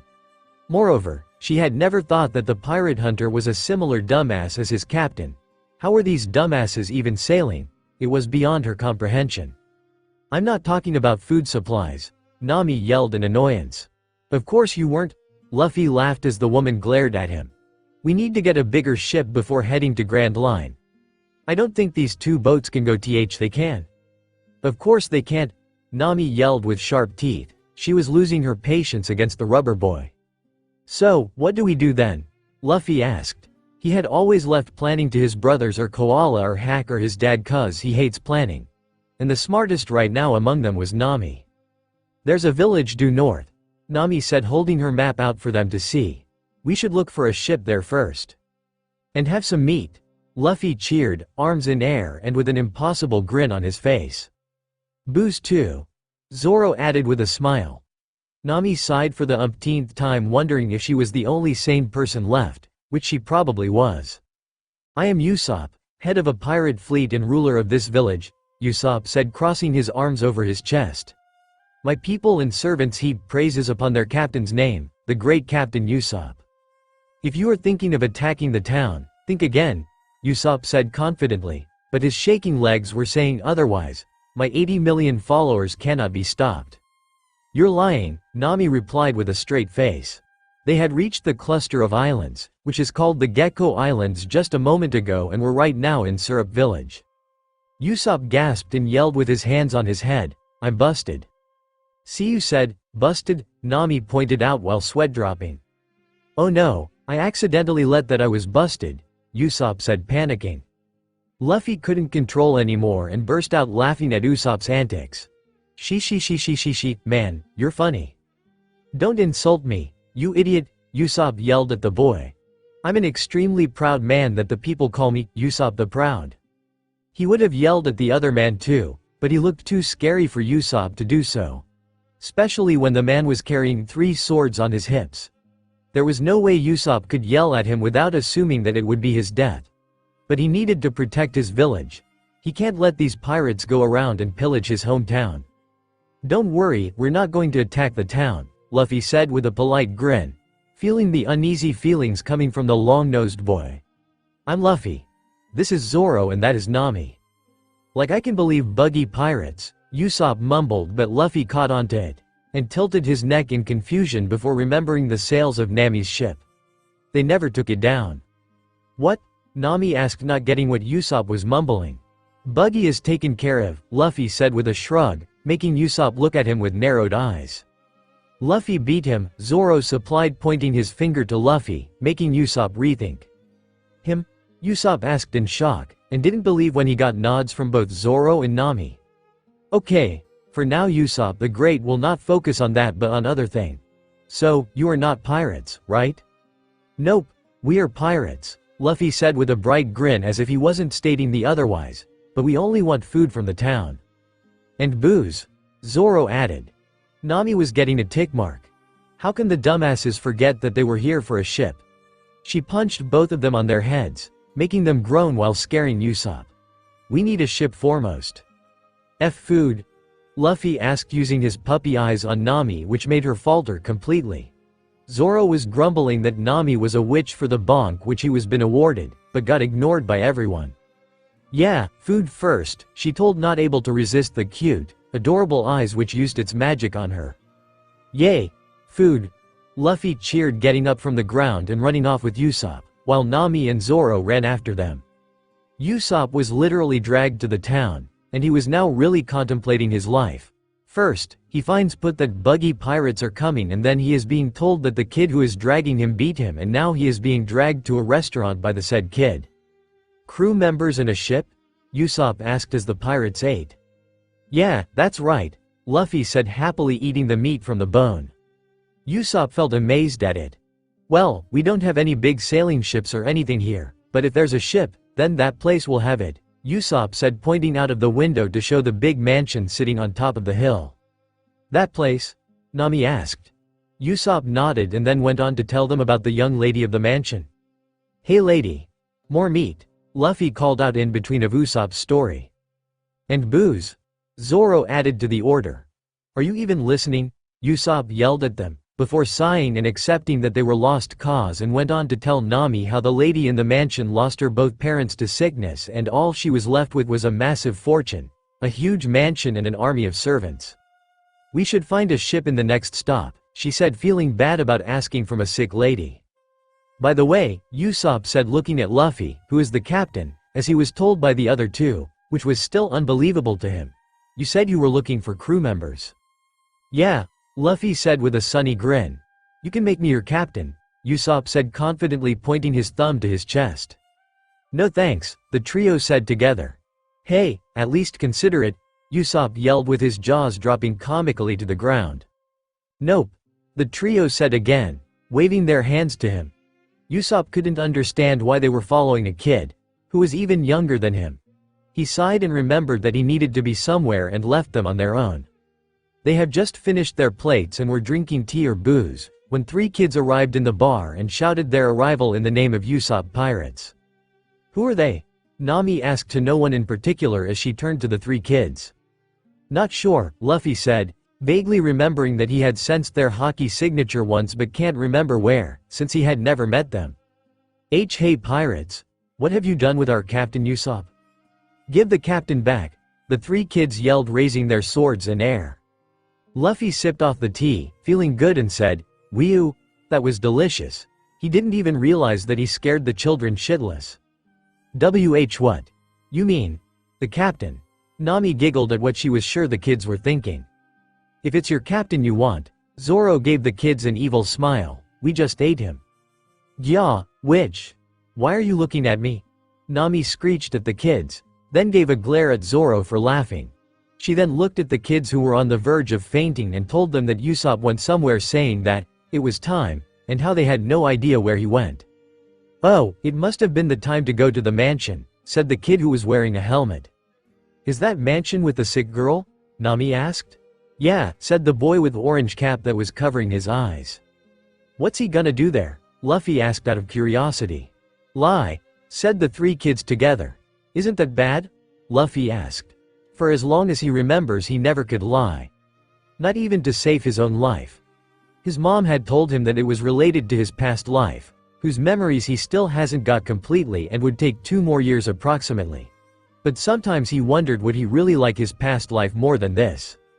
As the kids were explaining why Usopp visited the mansion and lied to cheer the sick girl, Zoro was the only one to notice that Luffy was lost in his thoughts and didn't look too good about whatever he was thinking, but he didn't say anything. Once they reached the mansion, the kids showed them the secret entrance that Usopp uses on daily basis.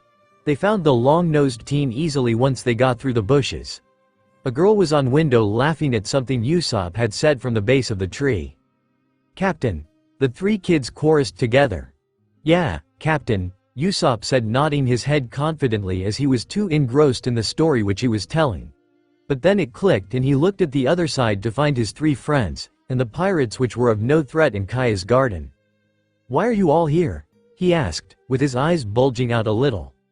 This guy told, Pain said, pointing to Luffy, who was standing with a cherry-sweet grin. Who is that?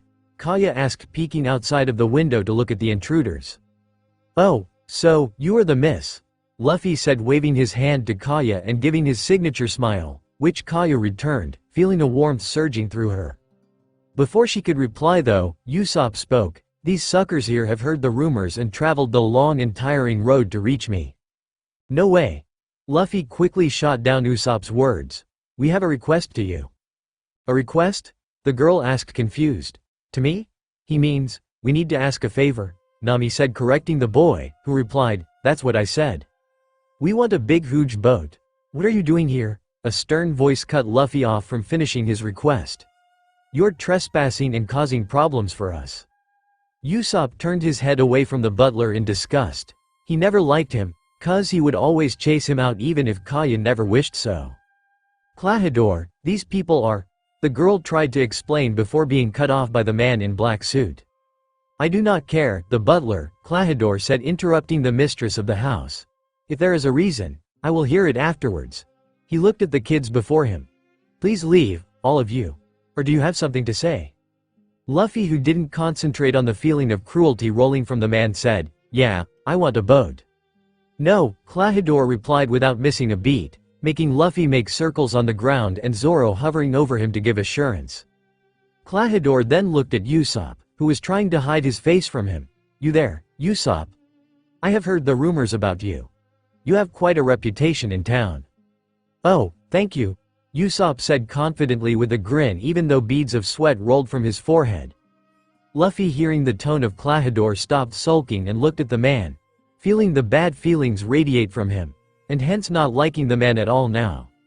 You may call me Captain Usopp, if you wish to show your respects. The guards tell me they catch sight of you around here every once in a while, Klahadore said, lifting his glasses with his palm. Is there a reason for that?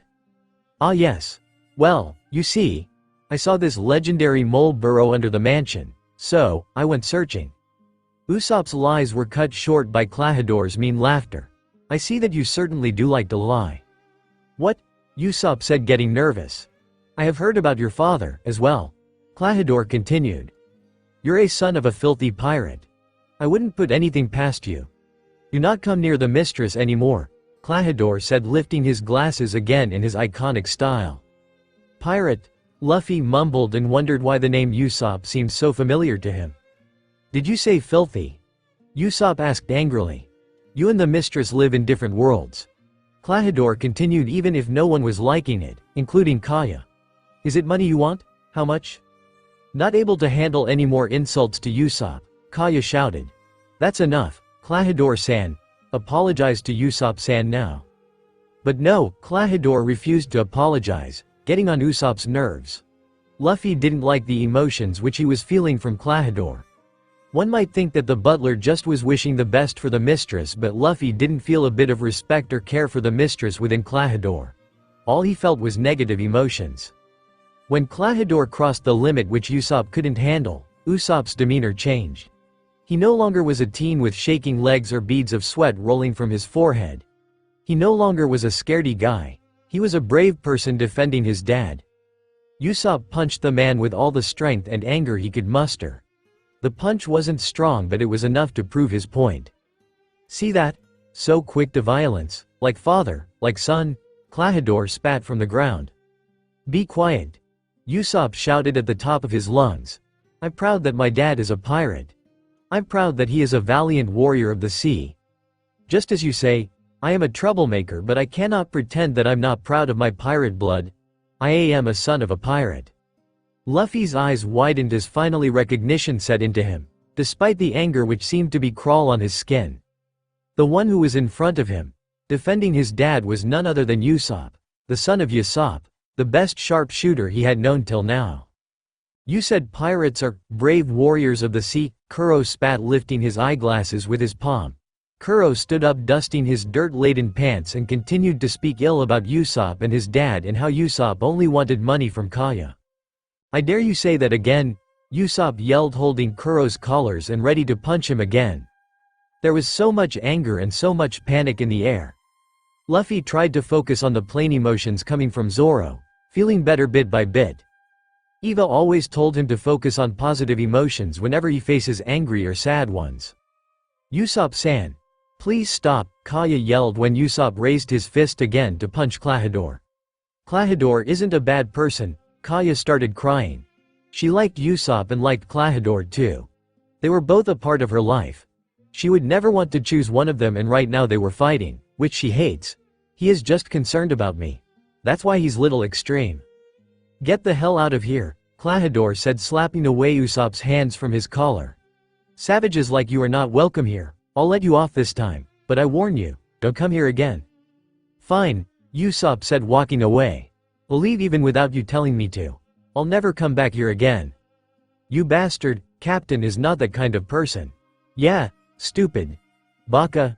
The three kids shouted to the butler, and Luffy joined their fray to insult the butler. Zoro's sweat dropped as Luffy yelled that he will kick his ass. He literally had to hold the boy to control him. He sighed, thinking where he is stuck. All of you, get the hell out of here now, Klahadore shouted, losing his patience on them.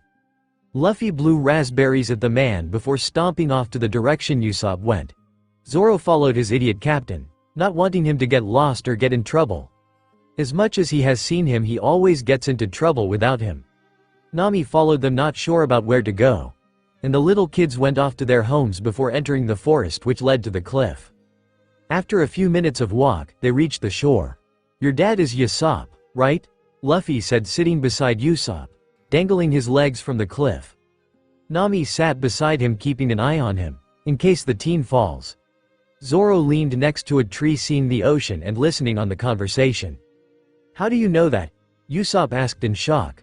I've known him since I was a kid, Luffy said as he closed his eyes and remembered the last time he met everyone. Really, you know my dad? Usopp asked curiously. Zoro smiled as he saw Luffy bringing smile on Usopp's frowny face. Yup, Luffy chirped. You look just like him. No wonder I felt you look familiar. Where is he now? Usopp asked, turning to Luffy fully. He is in the New World sailing with Shanks, Luffy answered truthfully, unaware of the confusion swelling within the listeners. New World? Nami questioned. Shanks? As in? Usopp added his question. Zoro opened one eye to look at Luffy, wondering if he would supply something. His captain was mysterious.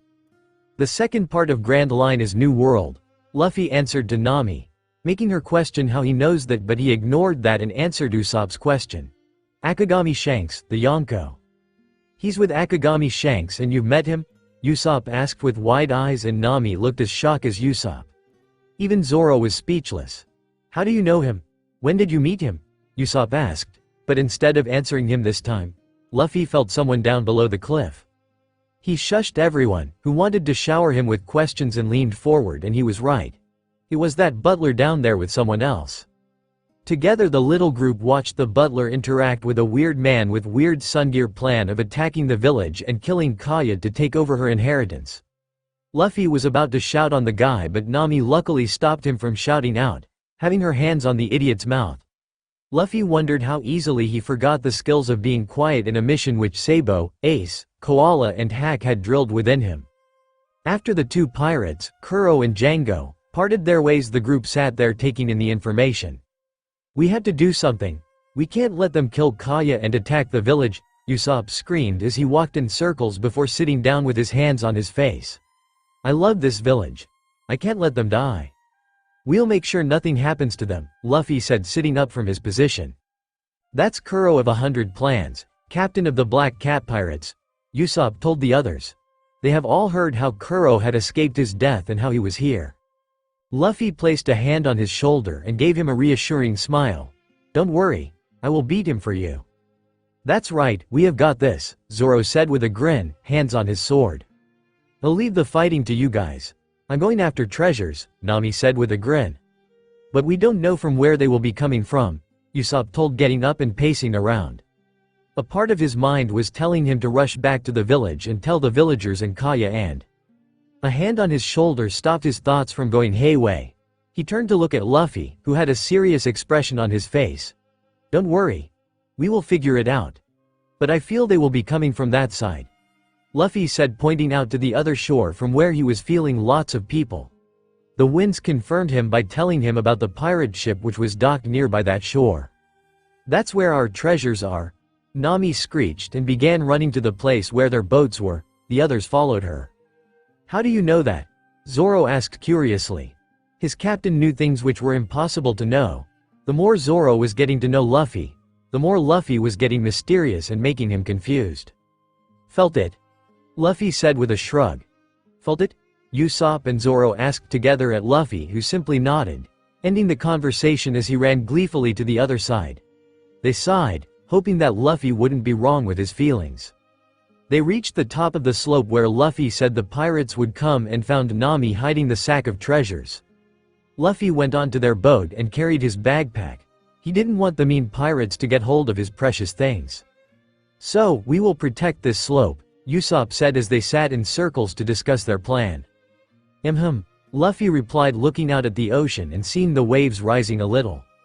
We can sleep here tonight, Zoro supplied, adding his thoughts, and be ready when they come. That's easier said than done, Usopp mumbled, and Nami agreed. Buggy pirates were another case, as the fodder crew members didn't dare to fight, but here they would be against a whole pirate crew. What are you guys good at? Usopp asked, mentally making a plan. Cutting, stretching, stealing, hiding. You have to fight too, Zoro and Nami shouted, bonking Usopp on the head. Luffy laughed at his crew's antics and looked at Usopp. He was a lot braver than he gave himself the credit for. You can do it, he said, patting Usopp's back. Usopp looked away, embarrassed. Someone younger than him was fighting, and if he doesn't fight then he will be a joke. He can fight. Thanks, Usopp told him, before remembering that he needs to warn the villagers and Kaya. It was late evening when Usopp arrived, all bloodied and battered. He hid his tears to show himself as more manly, but that failed when Luffy stated, "You are hurt." The other two looked at him, squinting their eyes to see the blood seeping through his arm, which was bandaged poorly. Nami provided him with first aid, as Usopp told how no one believed in him because all he did was tell lies till date. Unable to hide anything, he told how the villagers chased him down, how his little crew even felt betrayed at his words, and how Kaya didn't believe him. They sat in the tranquility of night, wondering how the fight tomorrow will end. All the while Luffy kept looking at the ocean waters like a child. Slowly, one by one, Usopp, Nami and Zoro fell asleep. He got up from where he was laying and walked down to the shore, his legs gently being caressed by the cold waters, but it was enough to make warmth explode within him. Without thinking any more, Luffy stepped in his mother's arms, welcoming the love, gentleness and care echoing in the waters. Zoro was never the one who would sleep so deep like he had slept last night. The last memory of his was that he had sensed some movements from where Luffy was once sleeping. He sighed, wondering if he was relaxing a lot. He got up and stretched his limbs. His eyes went over to look at his friends and found one was missing, which has to be obviously Luffy. Zoro sighed deeply, wondering if that idiot has found himself in a problem once more. But he didn't need to worry anymore when the boy entered his vision. "Good morning." Luffy greeted Zoro and the others who started to wake up too. Oddly, Luffy's hair and face had some sand on it, which no one questioned knowing the teen's childishness. "The sun is up," Usopp said in a low voice, taking in the few moments of peace. "The pirates are going to come soon," Nami added as she stood up to observe the morning sun and the shore for any signs of the pirate ship. "They are finally here," Zoro announced after a while as the ship started to enter their vision. The pirate flag of the Black Cat Pirates in full display. "So we are going to fight," Luffy said with a grin stretching on his face. "And loot them blind," Nami added cheerfully, even if some amount of fear crawled onto her in the thought of facing pirates. Luffy turned to his crewmates. "Here's the plan, Usopp. You stay behind and cover us. Zoro, you get to fight. And I will help Nami get treasures." These pirates were far too weaker for him to handle them, and Luffy didn't like to fight fodders, so he would rather go roam in their ship or help Nami collect treasures. "Oh okay," Usopp stuttered, his legs shaking as the horde of pirates jumped off the ship with their weapons. "Take down those kids and attack the village," the weird man from yesterday yelled at the pirates after seeing the 4 teens. "We don't have time." "Let's go," Luffy announced with a wide grin as everyone took their position. Usopp took a step back and started firing at the pirates. At beginning his legs were shaking, but his aim never faltered. Luffy and Nami started running downwards, aiming for the ship and knocking out the pirates in their way. Zoro used the blunt side of his blades to hit the pirates who tried to run past him easily, and Usopp covered everyone's backs. After a while, all the pirates were down for the count except for the weird goatee guy. "Hey, you idiots," Django, the weird guy, said, taking out his pendulum. "Don't tell me you guys are finished just from those pathetic blows from the fools." At those words some of the pirates started getting up, feeling ashamed and angry. "We don't have time to waste here." "Look at my pendulum," the strange man said to his crew. "After I say, 1, 2, Django, you will become stronger, and your wounds will heal." "What's that guy doing?" Luffy asked curiously, looking at the pendulum which Django was showing around. "I dunno," Zoro stated from his side, looking at the fallen pirates. "It must be hypnotism. He is trying to make them think that they're stronger," Nami supplied as she looked away from the rain. 1, 2, Django, UWOOOOO. The pirates below yelled, raising their weapons and looking far scarier than before. "No way." Nami gasped in shock. They were all shaky just a while ago. Nami flinched as she saw a pirate punch a rock and break it into pieces. Even Zoro was shocked and Usopp started trembling, not wishing to fight them at all. "How did they gain so much strength?" Zoro asked with confusion. "They have really been hypnotized," Nami shrieked in fear. "If just one guy can crush the rock," Usopp started but was unable to finish as a rumble of thunder echoed in the skies, halting every pirate and making them flinch at the loud rumbling. "What the heck?" Nami shouted. There were no signs of any storms to come right now, and this one doesn't even look good. The temperature had also suddenly dropped, giving her goosebumps all over the body. The sky was turning blood red, and streaks of lightning, which were starting to form in the sky, were announcing the arrival of a blood-sucking thunderstorm. It was a terrifying sight. "Ah!" The pirates below started screaming, fear engulfing their whole body. In all this commotion, a faint beating of drums was heard, which started getting louder and louder and louder, making Zoro, Nami and Usopp turn towards the source and find Luffy, who was all still. "Luffy?" Zoro asked, but his eyes widened at what he saw next. Luffy's hair strands were getting whiter and whiter slowly. And if that didn't scare the shit out of Usopp and Nami, then the fact that his hair, which was starting to float, made them want to crawl under a stone and never get out.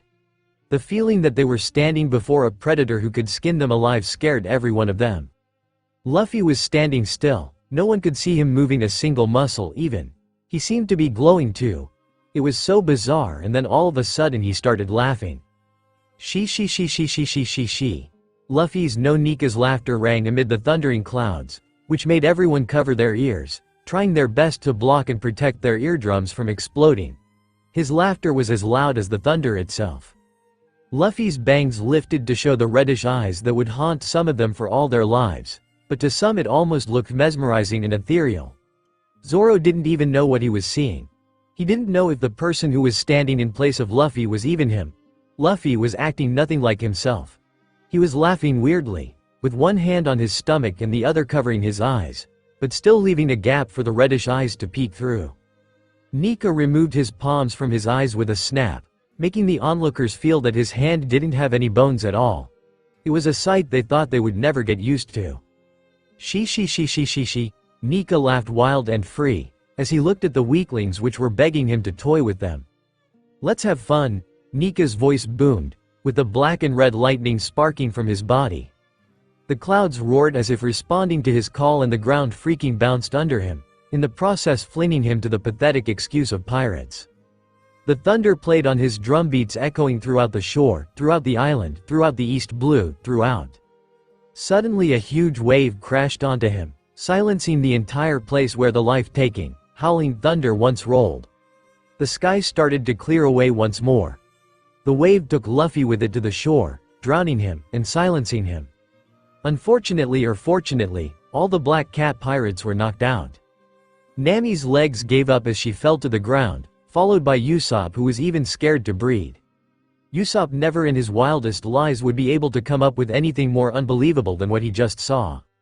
Zoro didn't falter. He couldn't falter. He wouldn't falter. It was his captain who got taken away by the waves just now. His captain is a kid who doesn't even know how to swim. Zoro dashed to the shore. Never minding or caring about the pirates, he crushed along the way under his shoes and dove in to rescue the idiot. The only one who could give any answers to what the heck happened right here, just now. He didn't even care about the raging waves that tried to force him away from his captain. He was determined. He needed to save him. That's all he knew. TTH. What? W was that? Nami asked, her hands trembling and her body shaking intensely. She couldn't even muster to stand up on her own. That storm. It was not something natural. It was not predictable. It just came and then vanished all of a sudden when Luffy got taken by the waves. Did it have something to do with Luffy? No, it couldn't be. Luffy wasn't what she just saw, right? Usopp's teeth were clattering as he tried to comprehend what had happened. All he knew was that everything went from damn scary to hella scary.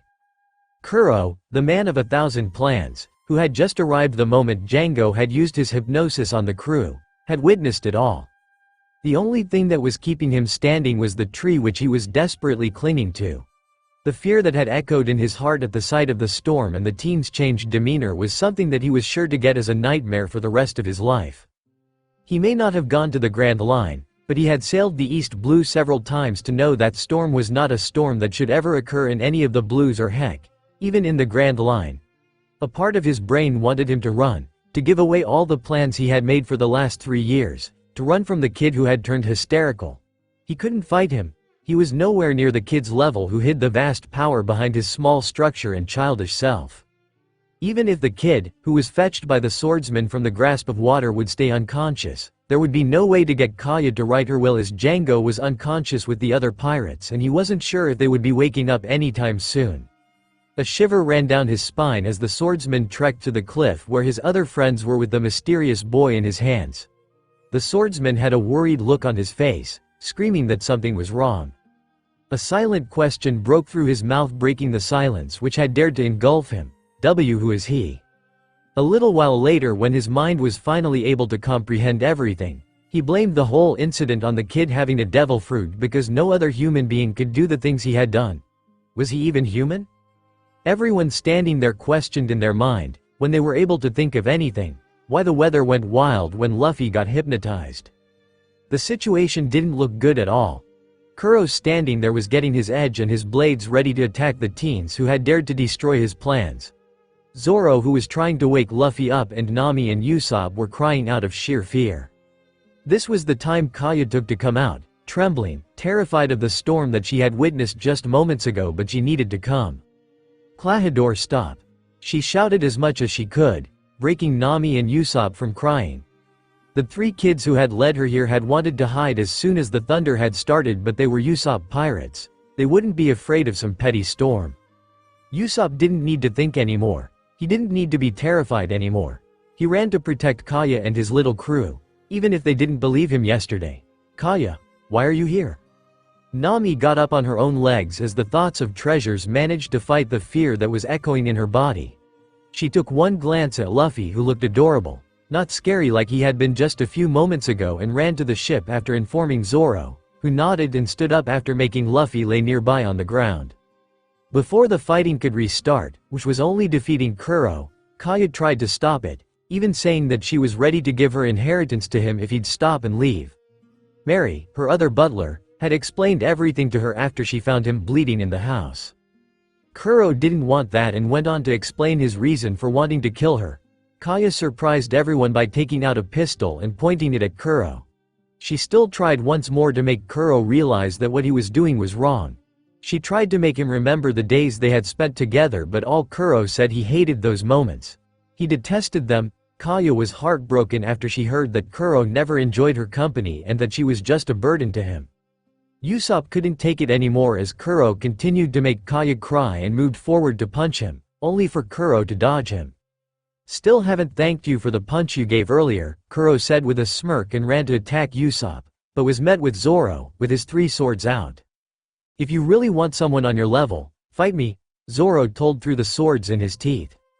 Kuro gave a mean laugh as he stepped back, twirled the blades in his hands and said, die. No way, Zoro said and glanced momentarily to take in the position of everyone. Usopp was in front of Kaya. Trying to defend her from Kuro, and Nami was well hidden in the ship looting it, and Luffy, he was unconscious. Before Zoro could focus on his opponent once again, Kuro vanished in thin air from his sight and random scratches started appearing everywhere. Whenever a slash would come too close to Kaya and Usopp, Usopp would take the blunt, making Kaya scream for his well-being. It was the time, which made everyone feel that Usopp was brave, but he didn't even know it himself. Zoro gritted his teeth as he tried to focus on Kuro, even if he got scratches running on his shoulder or his chest. Blood wasn't his worry, but the defeat that it would bring to him was something he wouldn't be able to handle. He tried to focus again on the winds, on the sounds, on the footsteps, even if they were difficult to follow. His captain was down for the count, so he needed to take care of the butler in his place. He needed to finish the battle so he could get Luffy the medical help he needed. Ah, a sound of groaning came, making Zoro turn towards the kid who had lost control just a few minutes ago. What happened? Luffy groaned, feeling that he has a migraine coming, hurting his head. Luffy, Zoro said in relief. He was scared when he found him, when he was not breathing. He had thought to tell Nami later about it, but it looks like it won't be required now. Zoro. Within a flash, Luffy was up and at his back, holding something, or rather a particular someone who had tried to stab him at his back. Zoro didn't know how Luffy could still move, let alone that phaser, but decided that's not what he's supposed to be focusing on. How interesting, Kuro said, hiding the fear that threatened to eat him whole at the sight of the kid. He couldn't believe that the kid was up and fighting. He's truly a monster. Why, you are up. Don't you dare touch my nakama, Luffy said, punching the scared man to the ground, finishing the fight in an instant. Zoro thanked Luffy mentally, but also noted that he needed to train more, to protect himself and others, if he wanted to be anything. To be the strongest swordsman in the world, he shouldn't rely on his childlike yet mysterious captain. Before he could give in to his thoughts completely, Luffy stumbled. Zoro's eyes widened comically. Luffy, Zoro, Usopp, and Nami screamed together as a paler Luffy kissed the ground. Zoro felt awful that he couldn't stop his captain from crashing to the ground. He thought that Luffy was alright now. We need a doctor, Kaya said with her trembling hands going up to cover her mouth. No doctor. Luffy didn't want that. He couldn't let that happen. He felt tired, so he stuttered as he finally gave into the abyss of unconsciousness. What do you mean, no doctor? You need medical help, dumbass, Nami yelled at Luffy, even though the same kid could kill her off in an instant. In all this, no one saw the huge wave engulfing the Black Cat pirates. A mother showing her anger to them for pushing her son to something which he wasn't ready at all. "And he is out again," Zoro said with a sigh, lifting the kid, who obviously fears doctors. He checked his breathing and fortunately he was. He didn't want to leave him like he did last time. Nami reprimands him for checking his breathing but was surprised when she touched Luffy's skin. His skin was burning. It was very, very hot. Luffy got a fever somehow. "I know a doctor," Kaya said as she stood beside the 3 kids who were helping her. "Let's go," Nami replied. As much as she was scared of whatever Luffy did and is, she couldn't think of abandoning someone she thought of as a younger brother. She won't let him down. Like her own sister. They went to the village doctor, who went wide-eyed the second he placed his stethoscope at Luffy's heart, making the rest of them scared about the kid's condition. "What happened, doctor?" Nami asked, her eyes trembling in fear. It was really scary how she had become attached to the young teen in just a few days. The doctor let out a nervous laugh as he replied, "Nothing, my hearing is just getting a bit bad since I'm old. That's all. There was no way a heart could beat like this. It's a pattern that he never heard of. No way a heartbeat is like what he heard. It's just his old age and his old instruments who are at fault here." That reassured the ones there and the doctor went off to pick a thermometer to check the boy's temperature since he could feel that the teen's temperature was high through touch only. His thermometer reading went outlandishly high the moment it came in contact with the teen's body. "Okay. I have not used it for years. It is obviously damaged," he assured himself as he thought of the next test to do on the kid, blood test. Nami was really starting to think that the doctor was a fraud. None of his instruments were working and Luffy needed immediate medical attention. The doctor left to retrieve a syringe. He found one and started to extract some blood for testing. Everyone's eyes widened and some gasped as the red and golden blood emerged in the syringe. The golden blood reminded everyone of the sun, which always shone bright. The blood in the syringe almost looked ethereal and breathtaking, but there were other issues to think about rather than admiring it. What the heck is that? Usopp shrieked. Kaya gasped as she tried to lean at the wall, not knowing what to do at all. Is he dying? Nami asked, her eyes threatening to leak tears for the mysterious boy. His blood had gold in it? Does it mean he has a blood problem? She didn't understand. No way. Zoro whispered, with his eyes as wide as plates. Luffy. I am not sure about what's happening to the lad, the doctor finally stated, not knowing what to do with the teen who had all the wrong symptoms. Even if his eyes were betraying him due to his old age, he won't ignore that the others are seeing the same thing as him. The kid might have something that is unrecorded or something far more dangerous. But the first question is it infectious? Have you seen him having this disease earlier? Everyone turned towards Nami and Zoro. They had met the kid just a few days ago and they haven't seen anything like these. But all of a sudden things clicked to Zoro. I have seen him bleeding that once, but there were only golden trails, not like this, Zoro said in a low voice, clearly remembering the golden trail which he had passed as sunlight shining on his captain, who had an aura similar to the sun. The major concern was that the golden part in Luffy's blood had somehow increased. I have also seen but never golden, Nami said with trembling lips. That won't kill him, Zoro clearly stated. He had seen Luffy healing faster than any normal human can. This might be the reason Luffy bled golden with red blood and didn't want to see a doctor. Did he make a correct decision by disobeying his captain's orders? He is a kid and obviously kids hate doctors. That was the only reason he had carried him here. I need to remove. The doctor was cut off, barking sound in his patient's body. He cleared his throat once the boy didn't move again. I need to remove the gold-looking blood. He needs a blood transfusion. No one said anything. Mainly because some were lost in their own thoughts and some were too panicked to say anything. Does anyone know what his blood type is? The moment the doctor tried to connect the bags and the instruments to his patient's body, the teen woke up with panic clearly written in his eyes. His eyes widened further as he saw the injection containing his blood. He snatched it instantly from the stunned doctor's hands, who tried to get that back from him and threatened to strap the unruly teen to the bed. Get lost! Luffy yelled at the doctor. He had promised to not let anyone see his blood until he was stronger, and yet here he was holding the evidence of his failure, of his blood which flows in his veins in his very own hands. I am just trying to help you, the doctor said with irritation, but Luffy could not allow the doctor to treat him even if he had good intentions. You are not helping me, old man, Luffy shouted, getting off the makeshift bed where he was laid onto. He looked at his friends, who were looking awkwardly at him. He wonders if he did something to make them not listen to his pleas of no doctor. Luffy. Nami spoke, her eyes shiny with the onset of tears. Are you dying? What? Luffy asked, calming a bit down. It made him realize that they were only worried for him, not scared of the thing he is. I am not dying. Then your blood? Zoro asked. It has always been this way since I was born, Luffy said, defending himself and getting out of bed. Since he has been born centuries and centuries ago. Since his dad and mom brought him into existence. He looked at his hand, at the object which was pricking him. He had subconsciously broken the syringe because of the stress he was feeling. The broken injection in his hand, his blood painting his palms. The concentration of the golden color had increased. It was freaking increasing. All of a sudden he could only see his blood. Blood. Blood. Blood. Corpses. Dead body. He needs air. It's too suffocated here or he will throw up. He needs to get to his mother who knows what to do right now. He messed up, just like before. He hears his mother calling for him. He hears his siblings trying to calm him down.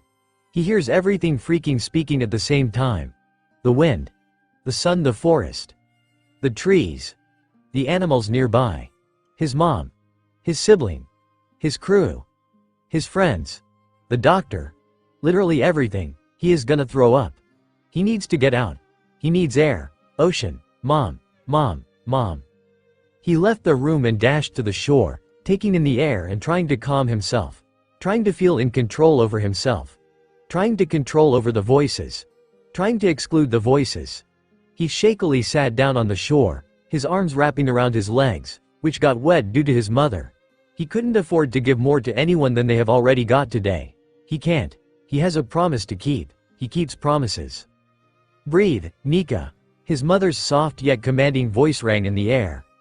His rasping broken breaths, his shivering body, his teary eyes, his sniffling, his actions all halted as he followed his mother's words, breathing in and out.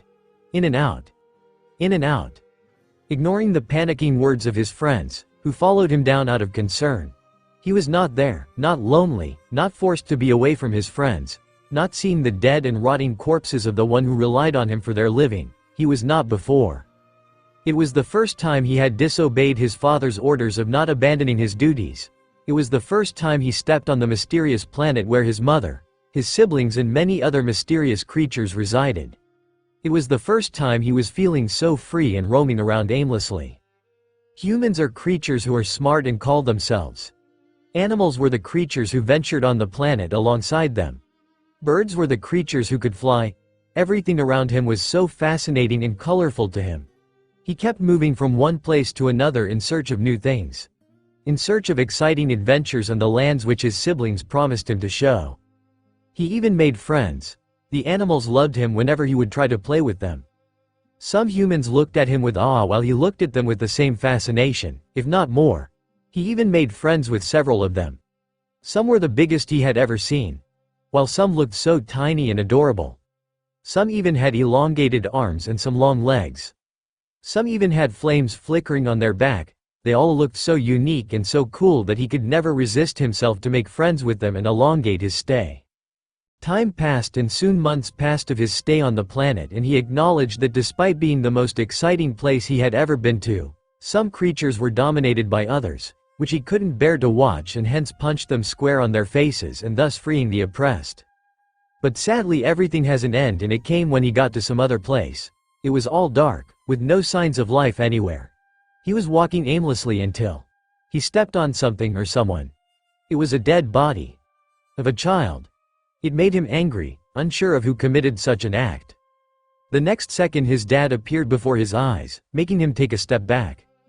"This is why I told you to never abandon your duties," he yelled, making him finally realize that the deed was none other than his own. He felt sick in his stomach, throwing up whatever he had eaten just a few hours ago. His legs collapsed and he puked more as he took in the sheer chaos and destruction he had brought by his selfish actions. Tears streamed from his eyes as he was made to look into the bony figures of humans, animals and birds alike. It was all his fault. If he would have never come down. If he would have never stayed this long. If only he could do something. It's all your fault. His dad scolded him, taking him to other places where he had caused destruction. Even the places where the sun was shining, had people dying out of thirst, dying out of lack of food due to their crops getting destroyed. Some places even caught up in wildfires due to the dryness. The blood of everyone who had died was on his hands, even if his mother tried to defend him, tried to take his side, tried to assure his dad that it would all be fine.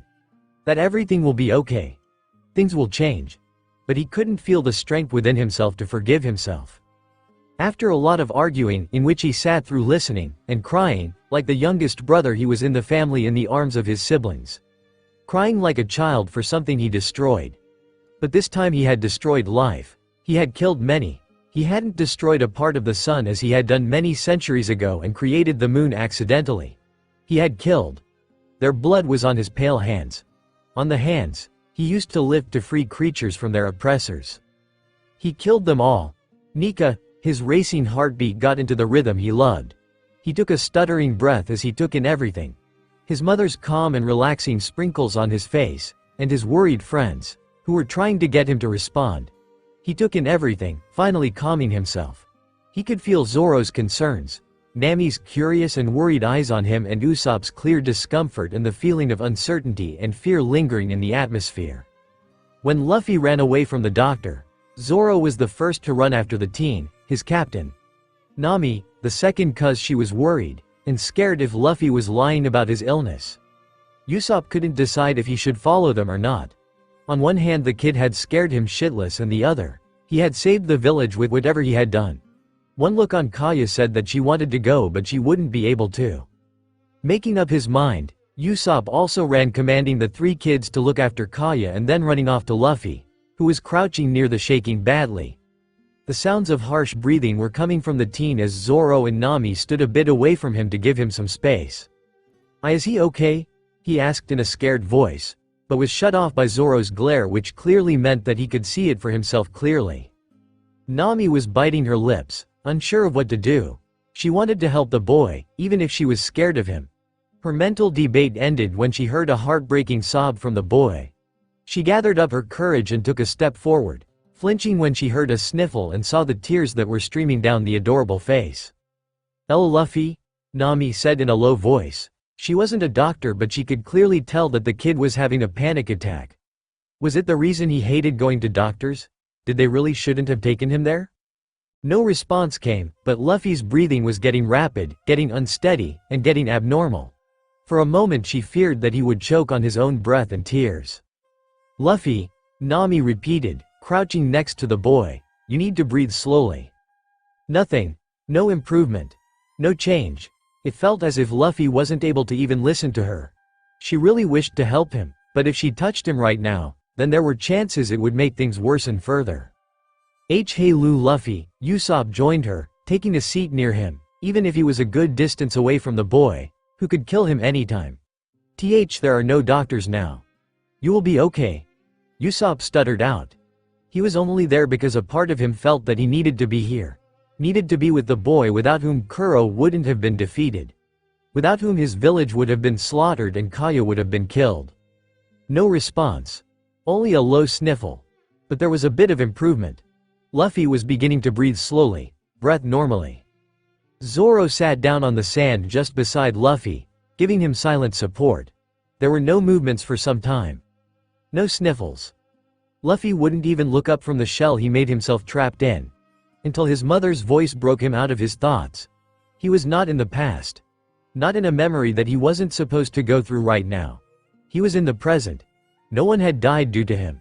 And no one will die anytime soon. Luffy silently leaned on Zoro's shoulder, placing his head there. It took him a moment to come to himself and hear everyone's concerns, even if no one was speaking.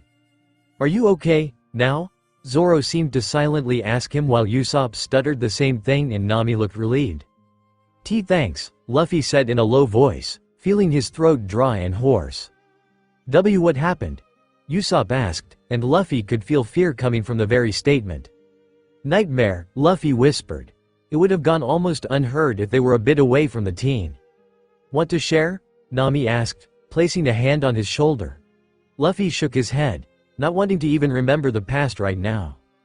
A few minutes of silence went by. Thousands of questions were swirling within everyone. Luffy could tell. They were eager to ask something, but what? What happened to Kuro? Luffy asked, breaking the silence. His memory was blurred after seeing the weird guy do something, and all he remembers is asking his friends to not take him to a doctor. What? Usopp was the first one who asked in shock. What happened after that weird guy used his ring? Luffy repeated again, standing on his own and stretching. He was feeling better now. What do you mean? Nami asked, puzzled as she looked at him with wide eyes. Don't you remember? Luffy honestly shook his head. Everything was hazy and a blur. Storm? Your hair turning white and floating? The ground bouncing under your legs and flinging you like a rocket. Your eyes changing to red color. The three of them said together, making Luffy blink his eyes. As much as he remembers, he doesn't have the powers to turn to his that form. You three are joking, Luffy said with a laugh as he started walking towards the town. He is getting hungry. What do you mean we are joking? Nami screeched, making Luffy turn towards her. 'Cause I had lost that ability a long time ago, he said, flashing a grin. He won't say that he missed it, but it was relaxing that he didn't need to be lonely. Didn't need to have burdens of duties or responsibilities. In those thoughts he missed his mother's sad waves rolling on the shore, the hushed whispers from his siblings, and the glances that his friends shared. Usopp was about to speak again, but Zoro shook his head, stopping anyone from questioning further. Luffy said that if he had lost that ability, then that wouldn't be any of their concern unless he got hypnotized again. So it's better to forget it for now. Man, I am hungry and you all didn't even tell me if we need to beat the bad butler, Luffy stated with a pout, acting nothing like a few minutes ago. It seemed that he never even had a panic attack. He left, Zoro replied to Luffy honestly. No way, Luffy said, puffing out his cheeks, back to his normal self already. I wanted to kick his ass, he said, kicking dust with his legs. Language, kid, Nami said, bonking his head and unknowingly falling into the usual routine. Hey, I don't need to mind my language. I am a pirate, not a kid, Luffy said, puffing his cheeks out. How is this boy anyway harmful? Zoro, Nami and Usopp thought together. But they knew and have seen the undeniable truth. Usopp was facing the rest of the Usopp pirates, with a heavy heart. He was about to make a decision today. A decision that would definitely change his entire life. The thought of the pirate flag calling him, the thought of the sea calling him for the adventures that resided beyond the horizon was mind-blowing. The risks that came with his ambition were also higher. But one thing Usopp had learned from the pirates who had helped him save his village was that with risk comes adventure. He was going to start his own soon enough, and here was the work in his hand before him. He had already completed one part of the work, where he wanted to keep his status as the lair of the village, not one of the saviors. Even if he had practically done almost nothing, the village didn't need to know anything about the pirates. They didn't need to worry about any pirates attacking again. The village is small and there is no chance any pirate crew would attack it. Captain Usopp, what is it that you wanted to talk to us about? Ninjin, the boy whose hair hid his eyes, asked curiously. Oh, yes, you're all here, Usopp said, breaking out of his thoughts. You guys were brave enough this morning to come to the coast and protect Kaya there. It was a battle worthy of the Usopp pirate group. I am very proud as the captain. Usopp was really proud that despite the fear of the bloody storm that had summoned itself, the kids had tried to help Kaya. Tried to check on her, and he will forever be grateful for that. 5 years ago, Usopp said, reminiscing the day. We formed the Usopp pirate group when you guys were 4. We fought many things together, and this was the greatest and the most magnificent battle we have experienced in those 5 years.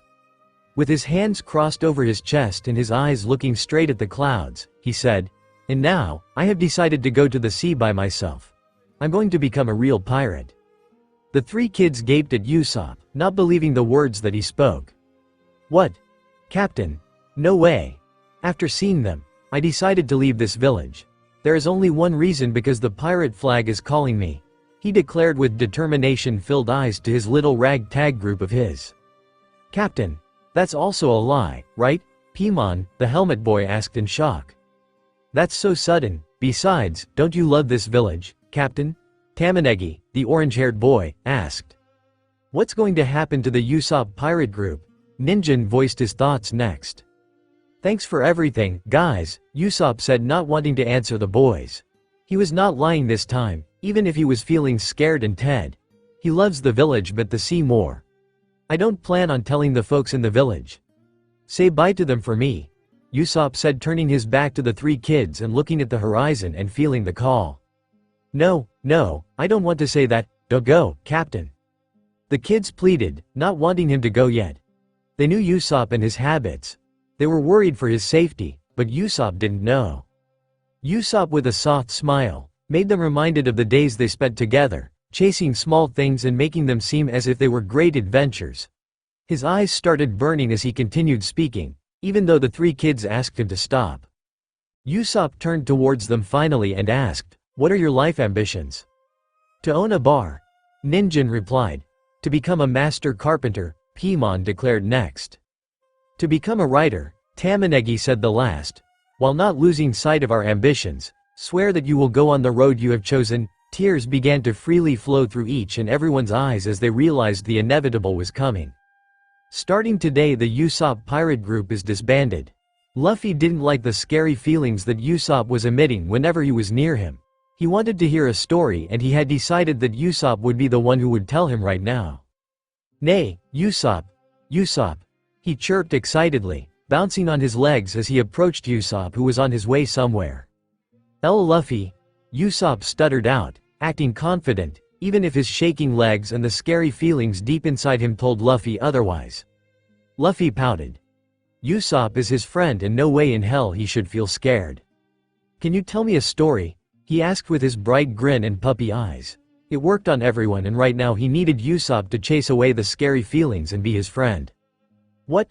Usopp asked with wide eyes, his legs finally coming to a halt without shaking and the bad feelings getting replaced by shock, then confusion and lastly confidence.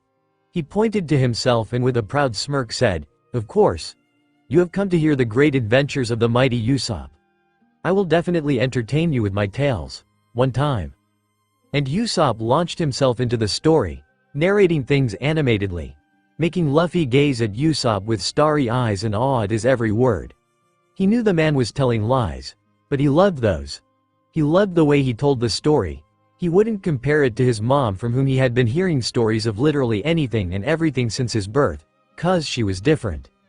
"And then with my powerful slingshot, I killed the giant starfish," Usopp proudly finished, raising his slingshot in the air and firing perfectly at the rustling leaf which was about to touch the ground. Luffy felt amazed at it and found Usopp's sharpshooting skills in the said boy. "Join my crew, Usopp." The fear was back in Usopp full force as he looked at the boy, who asked him to join his crew. His eyes were back to golden red and not red, which he had seen just in the morning. His legs began to shake violently as he struggled to move under those eyes. Those eyes scared him all, cause it felt like they could snatch away his life with just one blink. Usopp was scared, a lot. But thankfully, those reddish golden eyes vanished to give away the doe brown eyes, which were too adorable on the teen. The other color also looked adorable on Luffy, but those eyes held a lot of power which was definitely far beyond his imagination. Usopp was stuttering, not really knowing what to do. "You can tell me your decision by tomorrow," Luffy said, patting his back, making him flinch. Luffy noticed it but didn't say anything. "Luffy," Nami's voice interrupted their conversation, which Usopp thanked. He really needed it. The said teen gave him a wave and ran off to the orange-haired girl.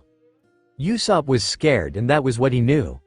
Luffy had a monster within himself that could kill him in an instant. His eyes could change to golden red or just red and then back to the brown doe eyes, and the mystery behind that scared him more. But the teen's thoughts were not of the type of a monster. When the teen had been told briefly of what had happened, Luffy instantly expressed his dislike for the Black Cat pirates and Kuro.